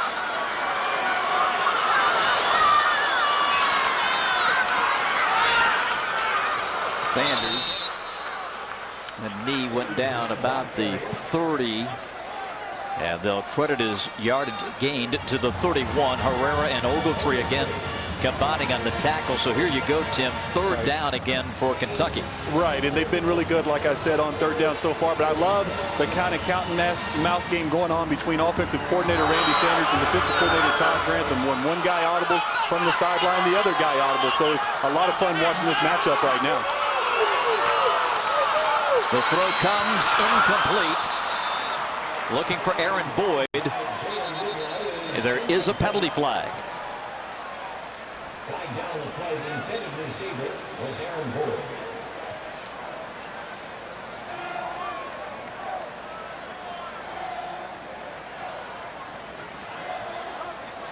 Well, the two coaches wait on Hubert Owens' announcement.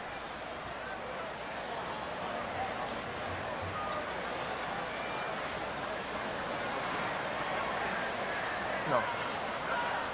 There's no foul for illegal motion or illegal shift. Fourth down.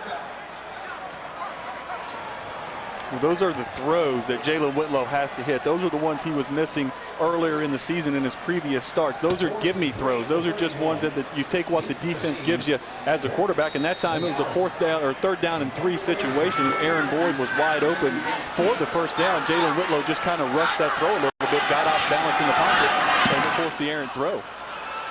Landon Foster's punt returned. Brett McGowan to the 38-yard line. 7-11. Georgia ball when we return. Well, Tim and Bob, you mentioned what a big boost it's giving this Kentucky team to be playing at home and it being homecoming.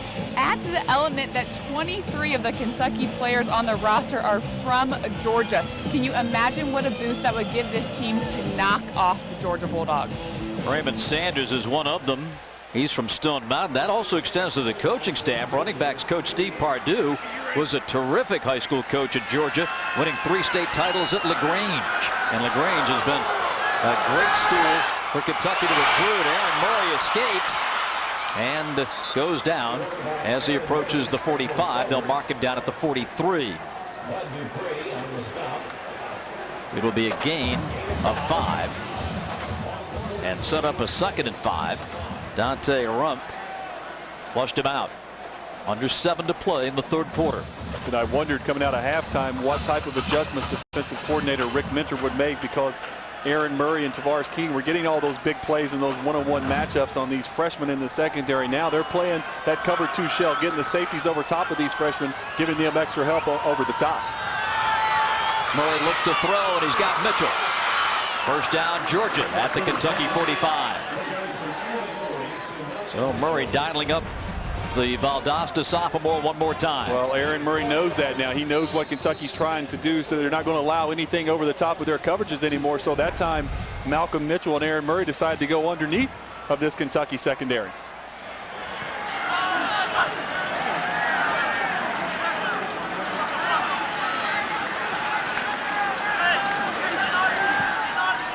Offensive coordinator Mike Bobo up in the box. And the play call relayed from the coaches on the sideline. Murray wants to throw, and it is going to be behind Keith Marshall, who came out of the backfield. Coverage by Bud Dupree. And great coverage, great recognition by Bud Dupree. It was a sprint out pass the other way. They were trying to work the football to Keith Marshall out of the backfield. That's Malcolm Mitchell being covered, double coverage as I was talking about down the field. But Bud Dupree, the linebacker, he played his recognition. He knew what he had and didn't watch the quarterback Aaron Murray sprinting out to the right. He stayed at home and covered Keith Marshall coming out the backside of that formation. Kentucky leading by a point at 17-16. Murray comes under center. Play action to Marshall. Throw to the sideline and a sliding grab at the 32-yard line. Tavares King. That picks up 13 more yards. We continue to see Aaron Murray throw these deep out patterns, and this is NFL type stuff. This is what scouts look at when they judge a quarterback projected to the next level. Can he throw these deep outs to the sideline on time and on rhythm? And Aaron Murray has showed time and time again tonight that he's capable and has the arm strength to make those type of throws.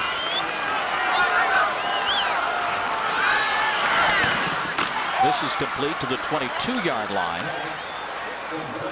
as McGowan makes the grab.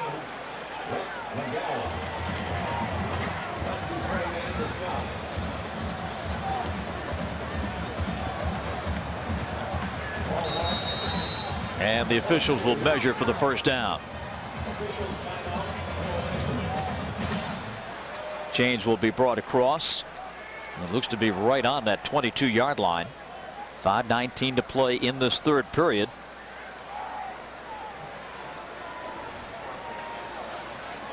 This is Georgia's third possession of the second half.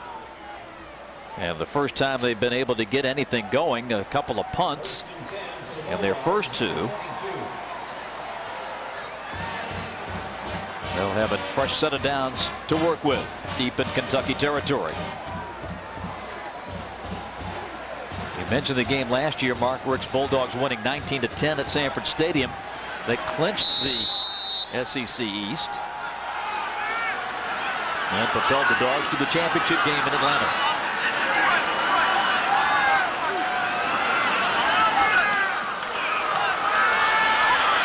Murray fouling over the middle, completed a Georgia touchdown. Chris Conley, and the Dogs go back in front.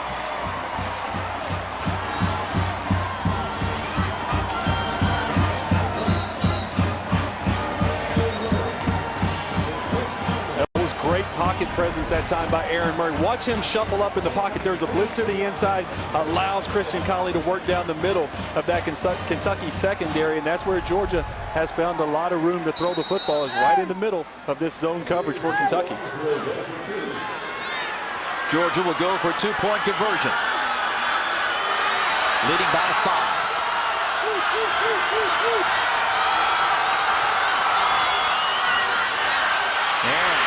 Is going to get away. A penalty flag goes down, and the attempt no good. And we'll see what the penalty's all about.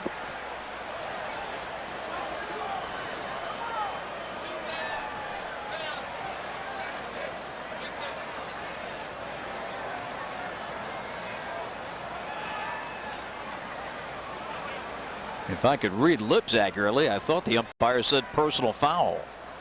Let's see what Hubert Owens. No, it's a clip. Personal foul, clipping on the offense, number 72. That penalty will be enforced 15 yards on the kickoff. The try is no good. So the try fails. Take a look at the right side of your screen. Here's Canarius Gates right here, number 72. Right here, coming out on the, sorry, I drew it, that was 79, but here's Canarius Gates right here. You see him just getting the clip as they try to chase Aaron Murray down from the backside. But to go back to the touchdown, I talked about Aaron Murray's presence in the pocket. He shuffles around just enough to give himself time to deliver that football. And look at the accuracy that Aaron Murray throws the football with. And that's what's so impressive about this guy. And that's what he's really improved on. I talked in the first half about how he's improved on his leadership, but he's also improved his accuracy. Early in his career, his first couple years, he was known for letting a couple balls get away from him and they would sail high, and he wasn't the most accurate quarterback, but this year much more accurate with his throws. He's completing 62% of his passes on the season. And with that touchdown pass, as we check the Crystal game summary, Aaron Murray has accounted for all of Georgia's 312 pass yards tonight and 364 total offense for the Dogs. Murray now with 73 career touchdown passes, breaking the deadlock with David Green to become Georgia's all-time leader in that category. What a night. 20 of 26 for 312 and 3 touchdowns. And Georgia going back in front at 22-17. Well, he's just on the same page right now. He has so much knowledge and he's in so much control of this Mike Bobo offense. And Bobo really trusts Aaron Murray, and he's given Aaron Murray a lot more freedom at the line of scrimmage to check in and out of plays. And, you know, it's just such a veteran presence for this Georgia offense. He's really grown as a quarterback this season. 6 plays, 62 yards on the Georgia scoring drive. Now Kentucky should end up with decent field position as the personal foul is marked off on the kickoff. Not carried over. There was not a successful try. Well, so we'll be kicking off from the 35-yard line. The enforcement will not be administered on the kick. So now they move the guys back out to the 35-yard line. And a normal kickoff as Kentucky now sends its deep men to accept the kickoff here from Georgia's Jamie Lindland.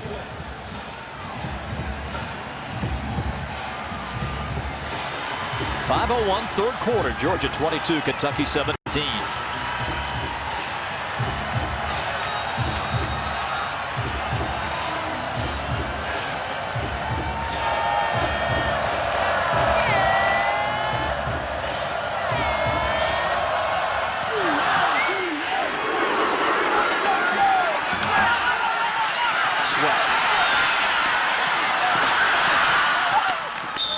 Over the 25 to about the 27-yard line.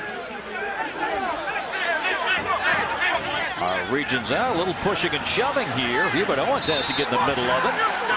And here come the flags.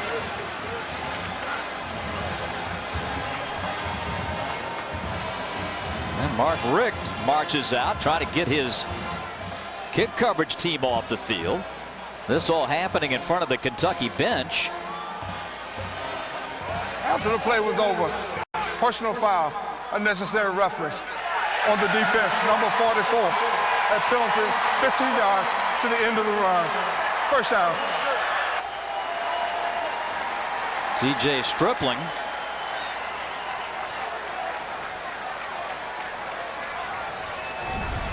This is what drives coaches crazy. Right in front of the Kentucky bench, you see as he comes in late right here, just right to the face mask of the Kentucky defender. The official standing right there.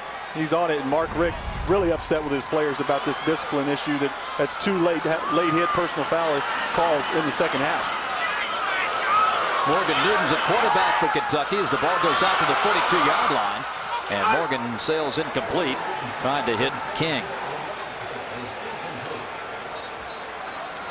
2nd and 10.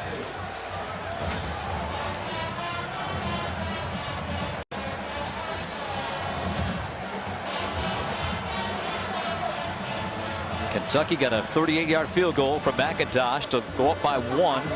Now looking to recapture some momentum. It's off to Jonathan George. And he is hit. A big hit for the Dogs.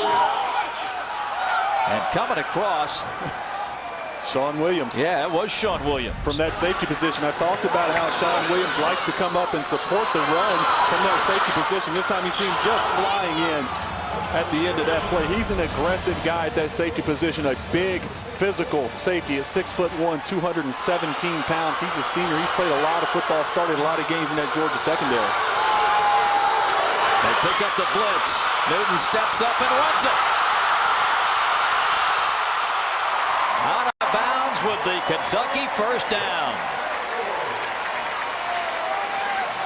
17-yard gain. Well, this is what Kentucky fans wanted to see out of Morgan Newton his whole career. He started some games early in his career. He started as a freshman and played well, won some big games on the road, but he is an athletic guy. He was a highly recruited guy out of high school from Indiana, and those are the plays that he can make. He brings to this Kentucky offense. He brings that confidence to these guys that Morgan has been in these situations before, and he can get it done. Again, to run the football to the Georgia 35. Our Regions Bank trivia question once again tonight. Georgia winning the SEC title in '76, but co-champs in the standings, the other team was Kentucky. Both teams finishing 5-1 in the SEC.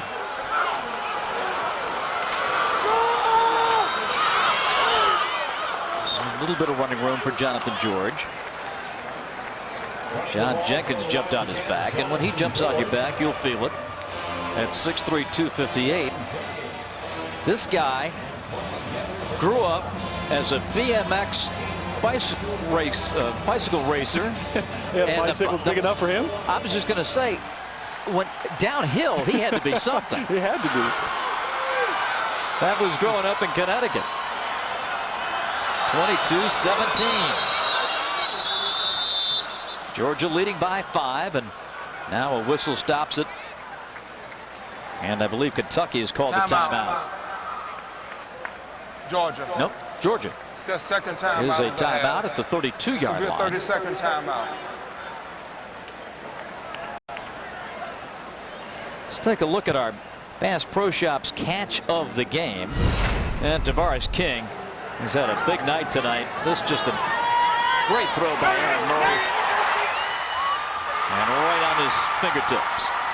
And Georgia did a nice job of setting that play up. Mike Bobo knew that they could take advantage of those young guys in that Kentucky secondary with a double move. And Aaron Murray got the protection from that offensive line that he needed. And Tavares King made it look easy. When Kentucky has Morgan Newton in the game, because we saw in that first half, the Wildcats have got that deep ball in their back pocket. Right. Not sure when they're going to pull that back out, but you have to wonder if Newton can execute that throw given the shoulder misery. Well, that's been Morgan's problem. You know, he had the shoulder surgery in the offseason. He's been playing through injury this whole season. He's nowhere down the field the way he wants to. Coming into this game, only completing 34% of his passes. He's limited in what he can do as far as his arm talent and getting the football down the field, but he does bring you that senior presence, that leadership in the huddle, and in these type of situations, a 3rd down and 5 he's faced with here, a big down for this Kentucky offense. He showed you Kentucky's success tonight on 3rd down. They're going to try a reverse. And Georgia watching DeMarco Robinson dance around, and he is wrestled to the ground by Ogletree at the 42, or the 38 rather.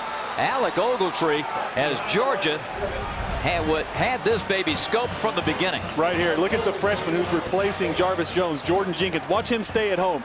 Normally you see a freshman go chasing down the line and try to pursue that play, but he stays at home and forces DeMarco Robinson to try to spin around and try to make something happen to keep this thing alive while his teammates pursued from the inside. Great play, fundamentally sound play by the freshman, Jordan Jenkins. Landon Foster to punt it. Red McGowan waiting.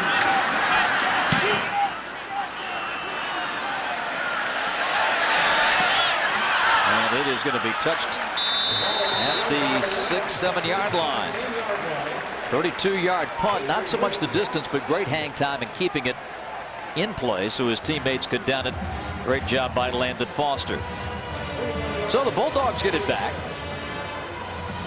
And they will have it 1st and 10 as we play inside the final 2 minutes of this 3rd quarter. Aaron Murray and company heading back out onto the field. Aaron Murray once again. Here's a young man who's hit 62% of his passes coming into the game tonight. And he has been on target all night long. He has. He looks very comfortable throwing the football. This Georgia offensive line giving him time to throw. I think he has a pretty good grasp of what Kentucky's trying to do defensively in the secondary and knowing where he wants to go with his throws. Pinpoint over the middle, and Tavares King to the 23-yard line. 16 more yards. Well, watch Tavares King come from the outside right here. It's just a skinny post, and Aaron Murray, look at the accuracy. I continue to be impressed the way he throws that football. I mean, his receivers, as they come across the middle, they do not have to break stride. They don't have to raise their arms up above their head. He hits them right in stride where they can continue on the path they're on and get extra yardage after the play. King approaching 200 yards receiving. He's at 188. Murray with the pocket collapsing. He goes down. Dante Rump, the junior from St. Matthews, South Carolina, got through to him, a loss of 7. Good push up the middle that time by the defensive tackle, Dante Rump. That's what the quarterback's worst nightmare is, getting pressure from the inside. When the pressure comes from the outside, as a quarterback, you can step up into the pocket. But when it comes from the inside, when you're not the most mobile guy in the world like Aaron Murray, not known for his legs, it becomes very tough to get away. 2nd and 17. The handoff to Gurley inside. And he goes down hard. Avery Williamson. Well, there's Avery Williamson, can absolutely diagnose the play and has the speed to get there. 2nd leading tackler in the SEC. Watch him fly up and make the big contact on Todd Gurley. Avery Williamson, a great football player for these Kentucky Wildcats, the leader of this Kentucky defense. 3rd and 12. If Kentucky can hold here, they can flip the field. Huge down. That's exactly right, Bob, for this Kentucky secondary. See Kentucky playing a very soft zone right here, trying to keep everything in front of them. Don't allow these Georgia Bulldog receivers to get behind you. The throw comes. Marlon Brown makes the reception. Not enough for the first down. And that will bring a close to the third quarter.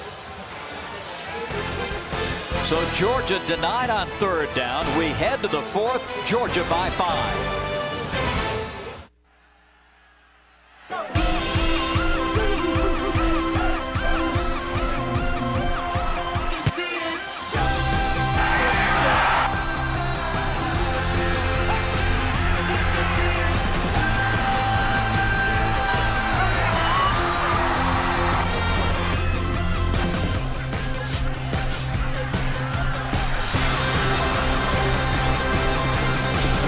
Stadium in the bluegrass of Kentucky. Bob Rathman, Tim Couch, Elizabeth Morrow, and our crew. Georgia starts the fourth with a punt. On 4th and 3. Alan Barber awaits the snap. Good pressure by Kentucky. And a fair catch made by DeMarco Robinson. Our CPI Security game summary. The lead has seesawed in this game. Tavares King has been terrific. So has his quarterback, Aaron Murray. For Kentucky, they've rushed the ball better than any game this season. Less statistically the Kent game, but given the magnitude of the Georgia D, a very impressive 174 rush yards tonight. 77 yards. And as if Kentucky needs another injury at quarterback, we saw Jalen Whitlow on the sideline. Now he's up and loosening up the arm a bit, but he had been shaken up. So Morgan Newton remains in at quarterback. An inside handoff to Raymond Sanders. Nothing doing. In fact, just a gain of a yard. Damian Swan coming up to apply the hit. Well, I think it's time for Kentucky to try to as well as they're running the football, as you mentioned, Bob, maybe a little play action, try to get something down the middle of this Georgia defense. These receivers have been open a couple times and they've missed them down the field. Kentucky needs a big play in the passing game on this drive.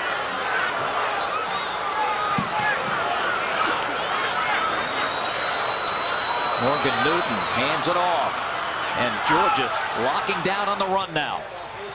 Yeah, Georgia's keying on this run. They know with Newton in, he's going to be limited, as I mentioned before, in throwing the football down the field. So I think they're just going to have to take a chance with him. I think, he's shown in this game that his arm looks to me like it feels a little bit better than it has in previous games. He threw the touchdown to Boyd in the first half. You got to give him a chance to try to throw it down the field. Get the football in some of these playmakers' hands. DeMarcus Robinson, or Darryl Collins, LeRon King. These guys need to touch the football on this third down. Morgan throws. It's incomplete. Aaron Boyd unable to hang on. Brandon Smith pressuring. And so on a quick 3 and out, Kentucky must punt the football. Well, I think, obviously it's a drop by Aaron Boyd that time, but he was going to be well short of the sticks anyway. Brandon Smith, the corner over there, was right on the spot. The only chance Kentucky had of getting that first down is if the 6'4" Boyd could have broken the tackle on the 5'11" Brandon Smith. Brett McGowan waiting for the Landon Foster punt.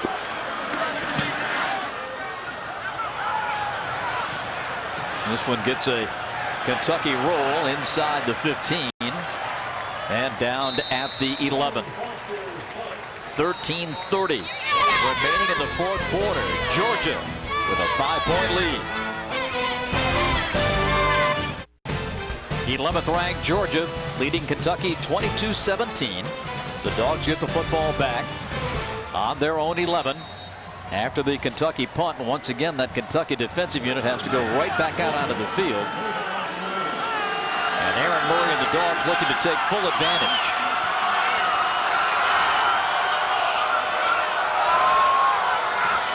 Marshall being chased by Wyndham. And lost his footing. We talked about the Kentucky quarterback situation. Elizabeth, what's the latest on Whitlow? Well, the Kentucky trainers told me that Whitlow is out with migraine-like symptoms. He's on the sideline right now throwing with his helmet on, but for now it looks like it's Morgan Newton's game. Yeah, what are they going to do if Newton gets hurt? It's going to be a tough situation. They have the walk-on that they can put in just as an emergency situation, but it's going to be hopefully Morgan can stay in there if you're a Kentucky fan and try to get something going in this passing game. Marshall, nothing. Boy, a big play that time. Tristan Johnson, number 51. He's another Georgian that Elizabeth talked about from LaGrange. Well, he started the last 4 games. He's playing real well for this Kentucky defense. He's one of those guys that has a motor that just won't quit, and we've seen him bat down a ball at the line of scrimmage tonight. We've called his name as well on a couple tackles. So the native Georgian playing very well against his home state school. Georgia faced with a 3rd and 8. The Dogs 4 of 9 on 3rd down tonight.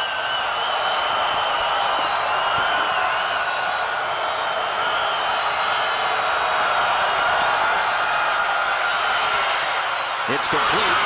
Marshall shy of the first down. Oh, what a tackle by the true freshman, Zach Blaylock. You said it right. What a tackle by Zach Blaylock. This is one of those freshmen in the back end of this Kentucky secondary. Great coverage down the field, forcing Aaron Murray to come underneath, and it's right at the sticks. If he breaks that tackle, Marshall gets to the outside and keeps this drive alive, and Aaron Murray knows it. He knows Zach Blaylock was the only thing between him and this Georgia offense keeping this drive alive. Barber averaging 37 yards. Kentucky is yet to have a punt return yard tonight. They're going to get the ball near midfield. Kentucky with pressure and a penalty flag for roughing the kicker. The ball's loose.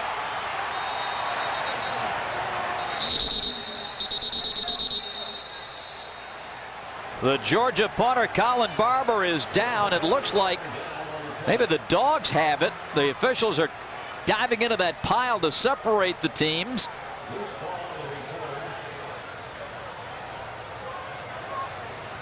Boy, what a turning point.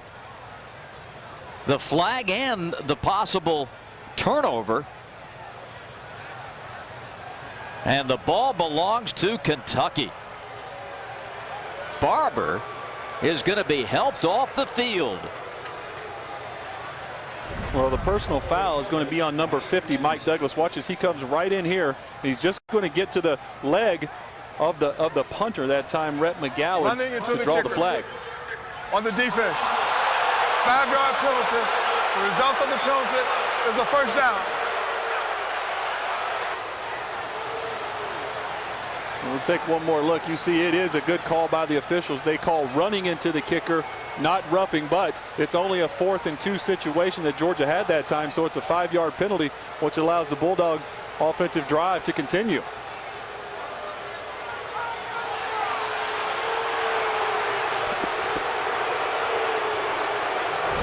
And you can imagine the reaction here at Commonwealth Stadium. So the penalty brings it out to the 25, 1st and 10 for Georgia.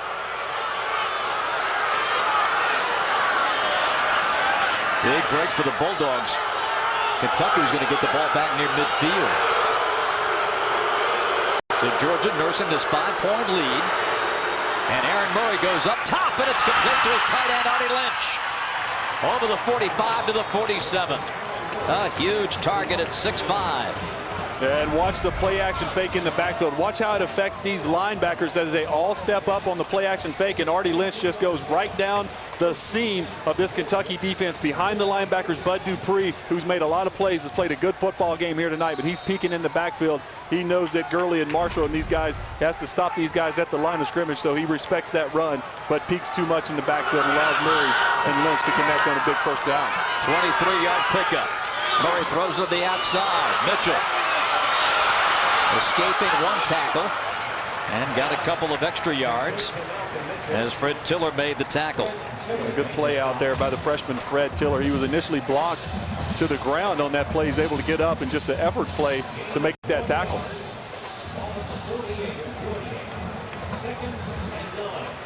At the Georgia 48, 2nd and 9. Murray is 25 of 31. 365 yards.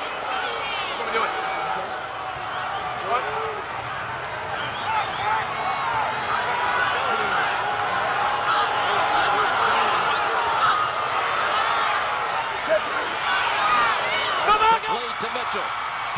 To the 25. Boy, Aaron Murray, it's just a surgical performance here. I just keep talking about it, but the accuracy, you have to be so impressed with what he's able to do. Watch him look to the left of this Kentucky defense, knowing that he's going to come back to Malcolm Mitchell across the middle. But the way he looks to the left, that's quarterbacking right there. He's playing at a high level. That's understanding where you're going to go with the football, not staring it down, looking away from it, coming back to it last minute to create even a bigger throwing lane to get that football into Malcolm Mitchell. 23-yard pickup. First down for the Dogs. Murray goes outside to Gurley, and he's pushed out of bounds inside the 20. Aaron Murray in complete control of this Georgia offense right now. He understands exactly what Kentucky's trying to do and exactly how to attack them. He's thrown the football on the intermediate routes. He's thrown the deep ball well. That time he comes underneath quickly to the running back out in the flats. He's working at a very high level right now.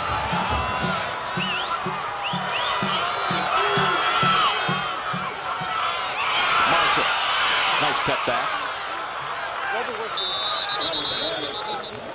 Progress mark to the 14. A 5-yard gain.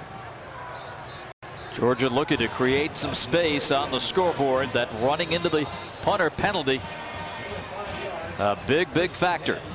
It would have been a 3-and-out, but instead Georgia got the first down by the penalty. And now Murray going back to work, and he has been sensational.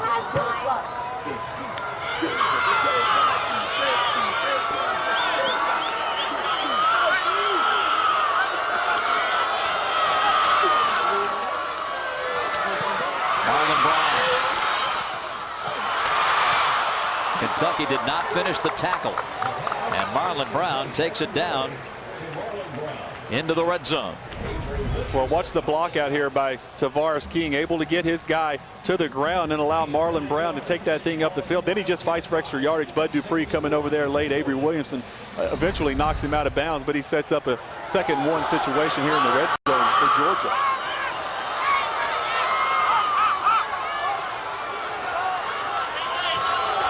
Dogs can get that first down without a touchdown.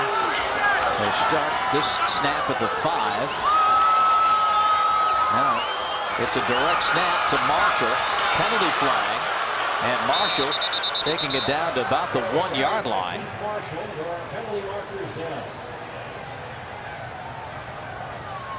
Aaron Murray has gone over 400 yards in passing tonight, 407. I think Hubert Owens may be picking this one up. On the offense, nope. 2 men moving without getting set, 5 yards from the previous spot. Now they brought Murray out. Right. He was moving. Who was the other guy? I think it may have been Marshall, the running back, stepping up to get the snap, and they were both in motion at the same time, and they had to both get set before they snapped the ball, and I think Murray was still moving when the ball was snapped. 7th Georgia penalty.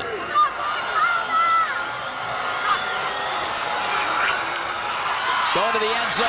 King. Incomplete.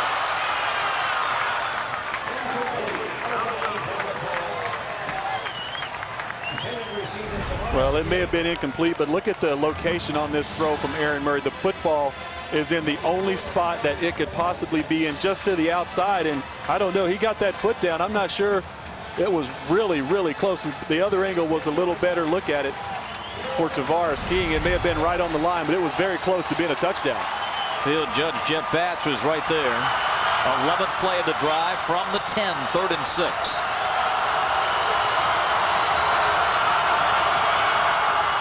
Aaron looking again at the end zone. Complete. Duarte Lynch. Touchdown.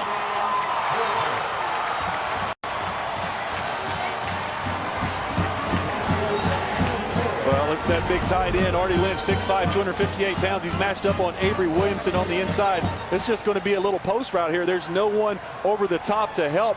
And Artie Lynch just beats Avery Williamson across his face. And that is an easy throw and catch for Aaron Murray and Artie Lynch.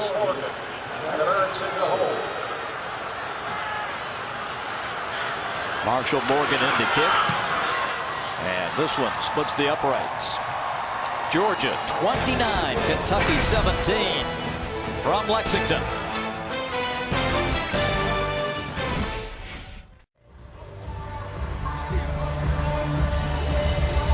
Aaron Murray with his 4th touchdown pass tonight. He is having a career night, and Georgia now leads at 29-17 with 7:51 to play in this final period.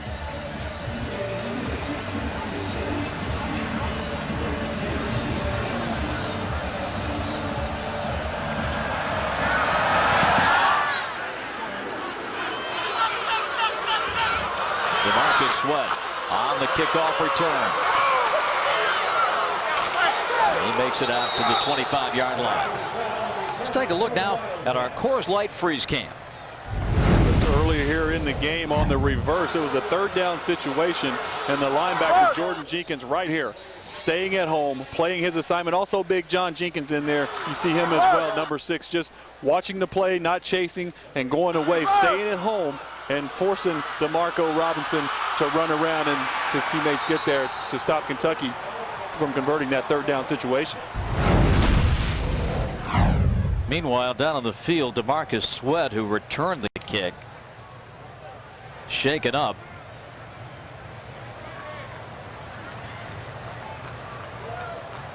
.743 remaining in this game as the Bulldogs have taken control now, leading at 29-17. A break in the action will return to Commonwealth Stadium in Lexington, Kentucky in just a moment.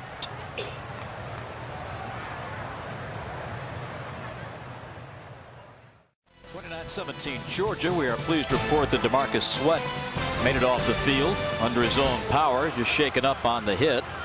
And back in is true freshman Jalen Whitlow for Kentucky.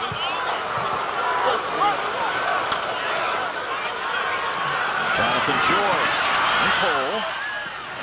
Oh, face mask at the end of the play. On the carry for the Wildcats, Jonathan George. The tackle by Sean. Personal foul on the defense. Face mask. Number 36. At penalties 15 yards, added to the end of the run. Well, Kentucky gets to the edge this time on the sweep. Nothing going in the second half between the tackles, and they get George around the end and Sean Williams with a big face mask penalty right there. An obvious call, an easy call for the officials. Cats get it at the 50 now after the penalty. There's a 10-yard run for George, then the 15-yard penalty assessment.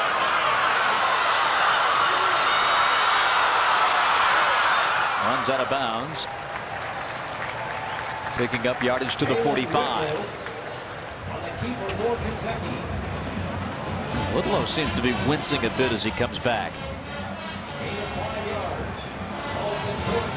Definitely in a little bit of pain. This Kentucky offense struggling in the second half. As we saw in the first half, they were able to run the football so effectively at 137 yards, only 39 yards rushing going into this drive in the second half. But throwing the football only 19 yards here in the second half. They have to get something generated in the passing game.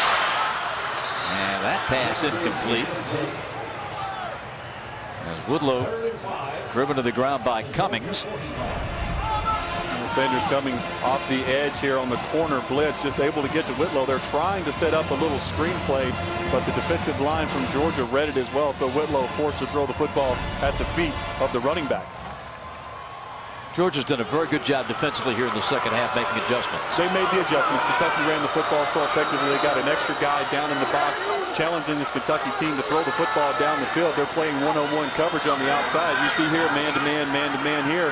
Kentucky has to take advantage of that. Maybe try to get some pick plays, some crossing routes going across the field and run away from this Georgia secondary. The toss goes to Raymond Sanders.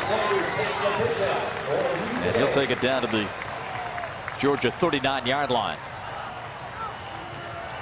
That would be enough for a Kentucky first down as the Cats convert just their second third down of the second half.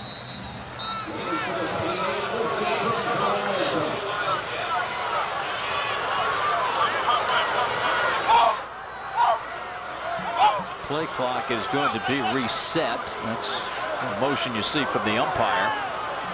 And they're going to crank it now with 6:40 and counting.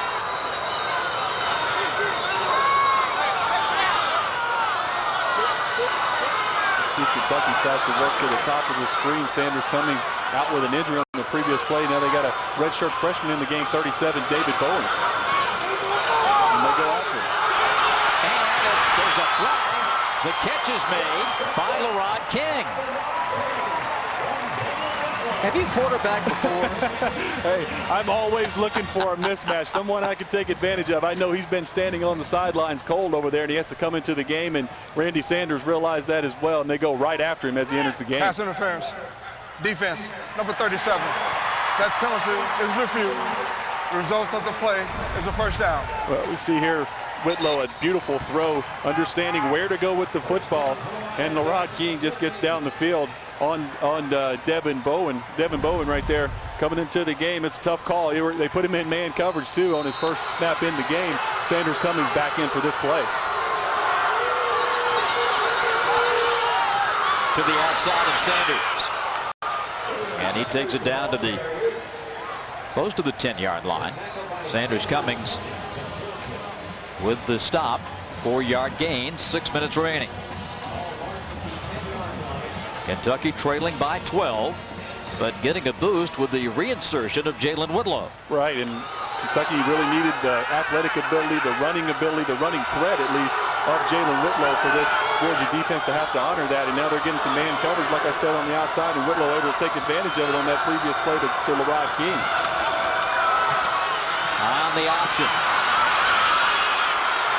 And Georgia with terrific pursuit. Nothing Sanders could do. Jordan Jenkins. Right.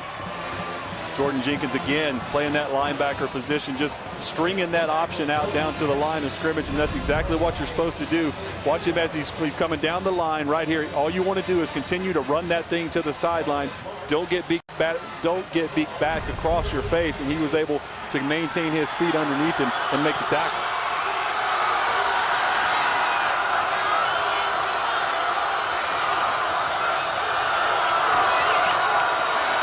Play the drive. 3rd and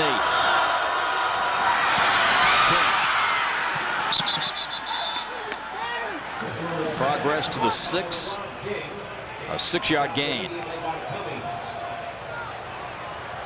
Gain of 6. Ball will be spotted at the 6-yard line. 4th and 2. 4th and 2 for Kentucky. Perhaps their last chance to stay in this game.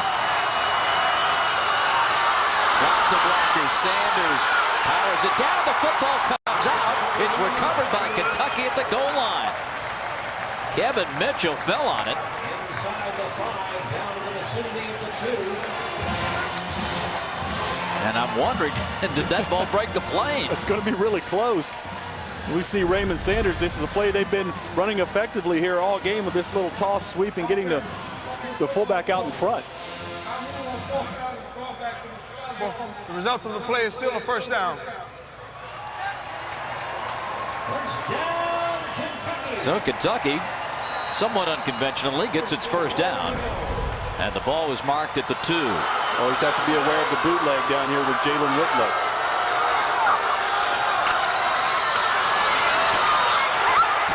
Kentucky, Raymond Sanders.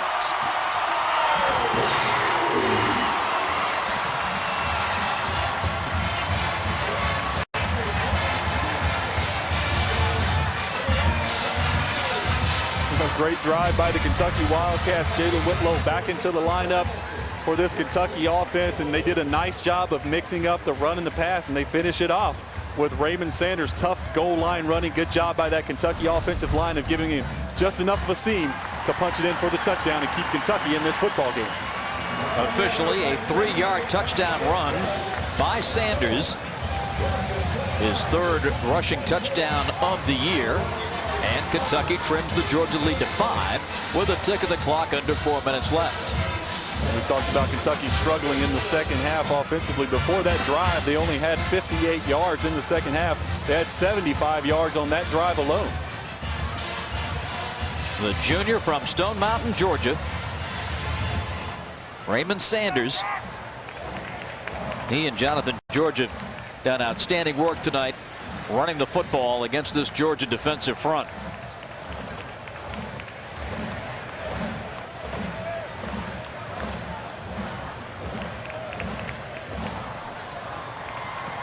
And Joker Phillips has to be proud of the way his Kentucky Wildcats have hung in there one more time. This club has faced the toughest schedule in the country.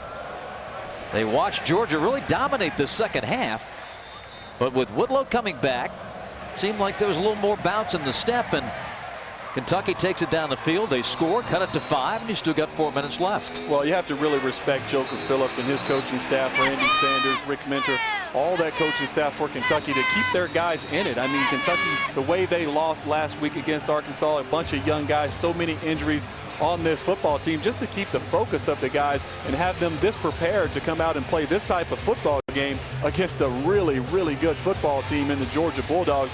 I think it's very impressive and a credit to Joker Phillips and his staff for getting these guys ready to go.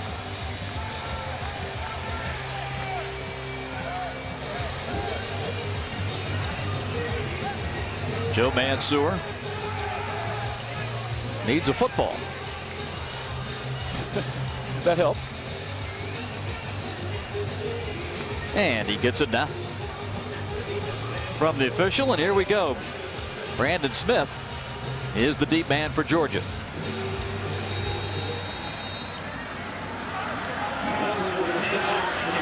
Georgia's thinking onside kick. And some of the good hands people up front.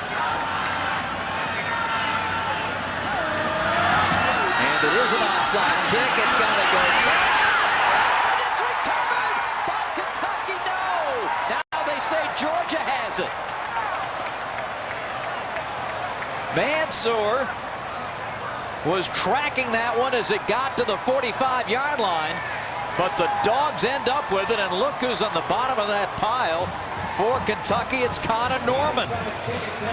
Well, you said it, Mansour. The ball has to go 10 yards, and look at the patience that he shows. He didn't get enough of this kick. He kind of topped it a little bit, but he waited. He knew exactly where the line was, and then he tries to pounce on it right there.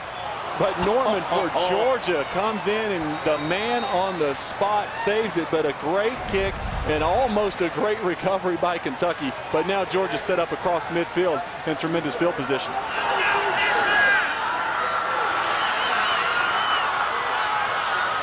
Aaron Murray is under center.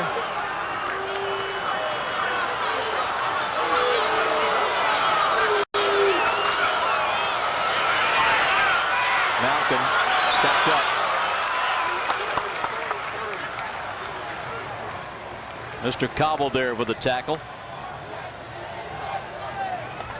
On the carry for Georgia, that was Kim Malcolm. 29-24 Georgia. Several players, including Johnson and Williamson, were in on the stop. At the Kentucky 42. Also, Mr. Cobble. Second down. 2nd and 7.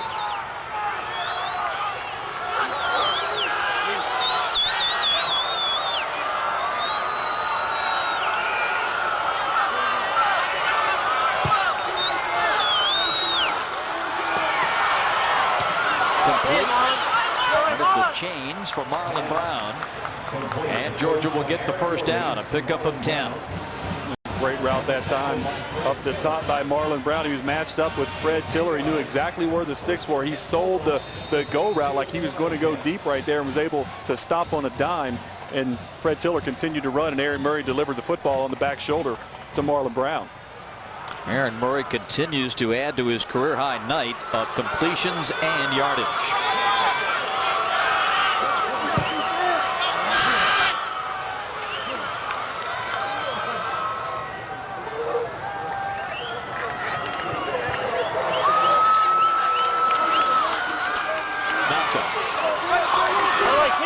strong run to the 25. 2:31 left. And Kentucky will stop the clock with the timeout. Aaron Murray, what a night. Our peak oil and antifreeze performer of the game. Well, he's been on fire the whole night, especially here in the second half, but he's thrown some great passes. This one here in the first half, that was a stop and go to Tavares King that he put right on the money down the field. He's thrown every type of route that you want to see. These stick throws down here in the red zone, those tight throws where the field is condensed. He's made all the throws. He's worked the pocket. He's allowed his receivers time to get open. He's been decisive with the football, and that offensive line for Georgia has given him great protection for the most part, and he's found every open guy, it seems like, running in that Kentucky secondary. Our career night with 30 completions, 427 yards. He's missed on just 7, a couple of drops mixed in, 4 touchdown passes, no interceptions. Remarkable evening for Aaron Murray.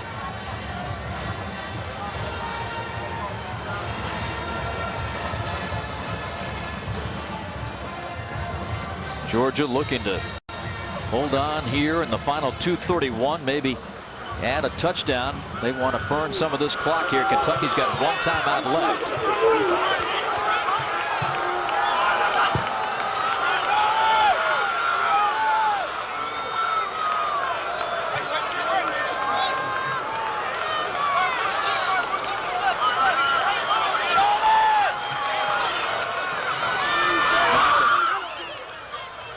Takes it to the 20.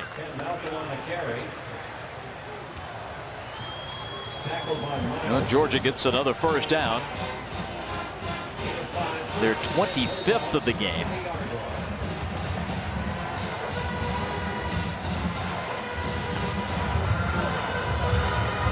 And content to work that clock here and get out of Dodge with a win. Setting up the Georgia-Florida game for first place in the East next week. But Kentucky was so close to getting the ball back on that onside kick. My goodness. King, the motion man, stays to block for Malcolm, but Taylor Wyndham is right there to wrap him up. That's going to be a loss of a yard. One more look at this onside kick. I mean, Joe Mansour is tracking this baby, just waiting for it to cross the 45 so we can pounce on it. And look at the left side of your screen. Well, he had great, you see the Kentucky players just getting a body on these Georgia players right there, but Norman able to get inside of his man. Here he comes. Watch him. He knows that that ball has to go 10 yards too, and he just beats Mansour to the ball and makes a great effort play to save possibly this game for the Georgia Bulldogs. Connor Norman. I bet they're still talking about that play. I bet. Kentucky burns its final timeout.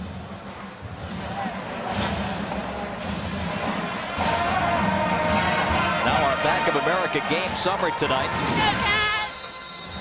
It's been a heck of a ball game.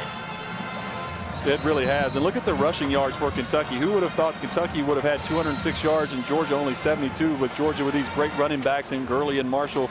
But the passing yards, Aaron Murray just lit it up. 427 yards through the air. Kentucky moved the football so effectively. 21st down for them is extremely well. The way they played last week, and Jalen Whitlow only completed 2 passes. It didn't seem like they were ever going to get anything going on the offensive side of the ball, but they came into this game with a great game plan to run the football early, and they were able to do that. But Georgia just a little too much in this football game.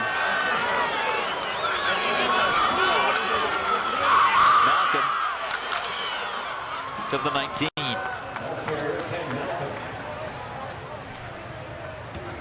Avery Williamson, the tackle, with 1:35 and counting. Kentucky now helpless to stop the clock.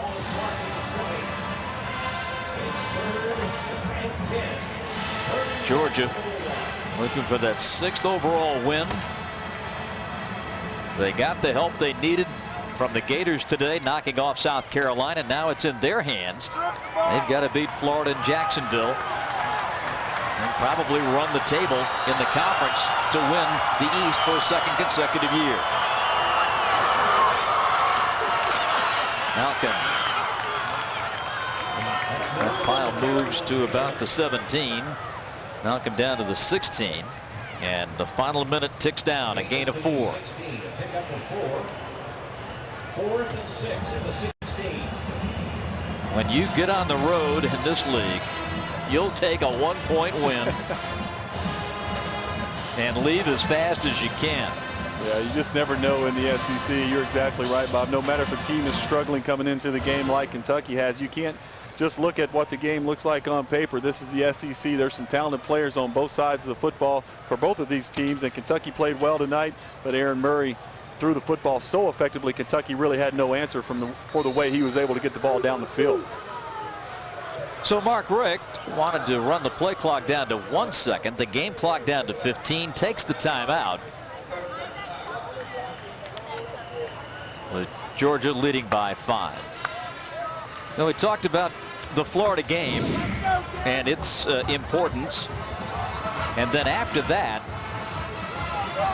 Georgia will have 2 conference games left against the West with Ole Miss and Auburn.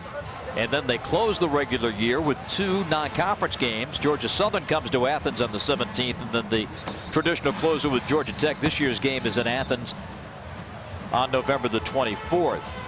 But this tracking for Georgia, much like last year, when they opened with a couple of defeats to Boise and to South Carolina, but they rallied, ripped off 10 straight wins and won the East. Yeah, and I think that's what's given Georgia confidence. You know, they know that that's what happened to them last year, and you just have to continue to fight in this league. You never know. It's so competitive week to week who's going to beat who. So you just have to go out and take care of your business. You have to go out and win the games that you're supposed to win, and at the end of the season, you may have a chance to be SEC East champs like Georgia was last year. Timeout, Georgia. That's their 3rd and final timeout of the half. This will be a 30-second timeout.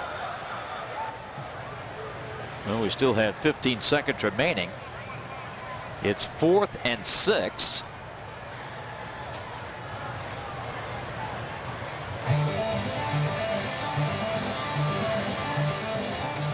And Aaron Murray leaves the sideline, reports to the huddle here. Hey, weird things can happen. I mean, you got to protect that football. You do, and I think that's why we're seeing this Georgia offense still on the field on the 4th down instead of the field goal attempt, because you never know. You know Kentucky's going to try to come after that field goal. If they block that thing, and they can go for a scoop and a score. So you think whether you get the first down or not, it really doesn't matter. There's only going to be probably after this play 9 or 10 seconds left on the clock. Kentucky would have to go 90-some yards with no timeouts.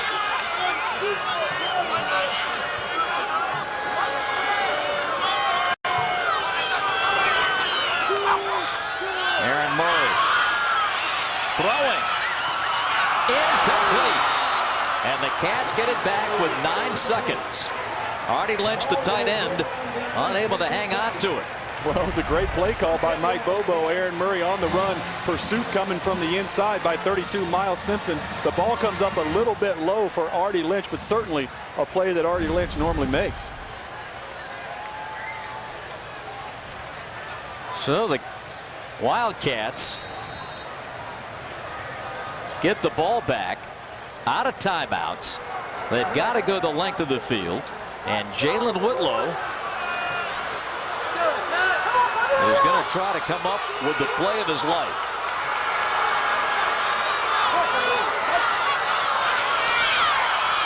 It's over the middle. It is complete to Lerod King. He tried to pitch it. to shovel it off at the last second, but right. They had him wrapped up. Well, the clock stops to reset the chain, so no chance time for one last play. Whitlow's not under the center. You have to be under the center. The clock's going to start as soon as they wind that thing up and ready for play, and he was over trying to get a play from the sideline. And that will be the ball game. So Joker Phillips and his Kentucky Wildcats gave number 11 Georgia quite the battle tonight here in Lexington. Mark Richt with a hard-earned and well-deserved victory tonight as Georgia wins it. The final score, Bulldogs 29 and Kentucky 24. Boy, this turned into be quite an evening. It was a great football game. I'll tell you, it was fun to watch on both ends. I was surprised at a few things, the way Kentucky was able to run it and the lack of running game for Georgia. Down to Elizabeth. Aaron, tonight you reach your personal high of completion yards, and you also move into the #1 spot in Georgia history for passing touchdowns. How were you so successful tonight? It was a great effort all around offensively. It starts with the offensive line.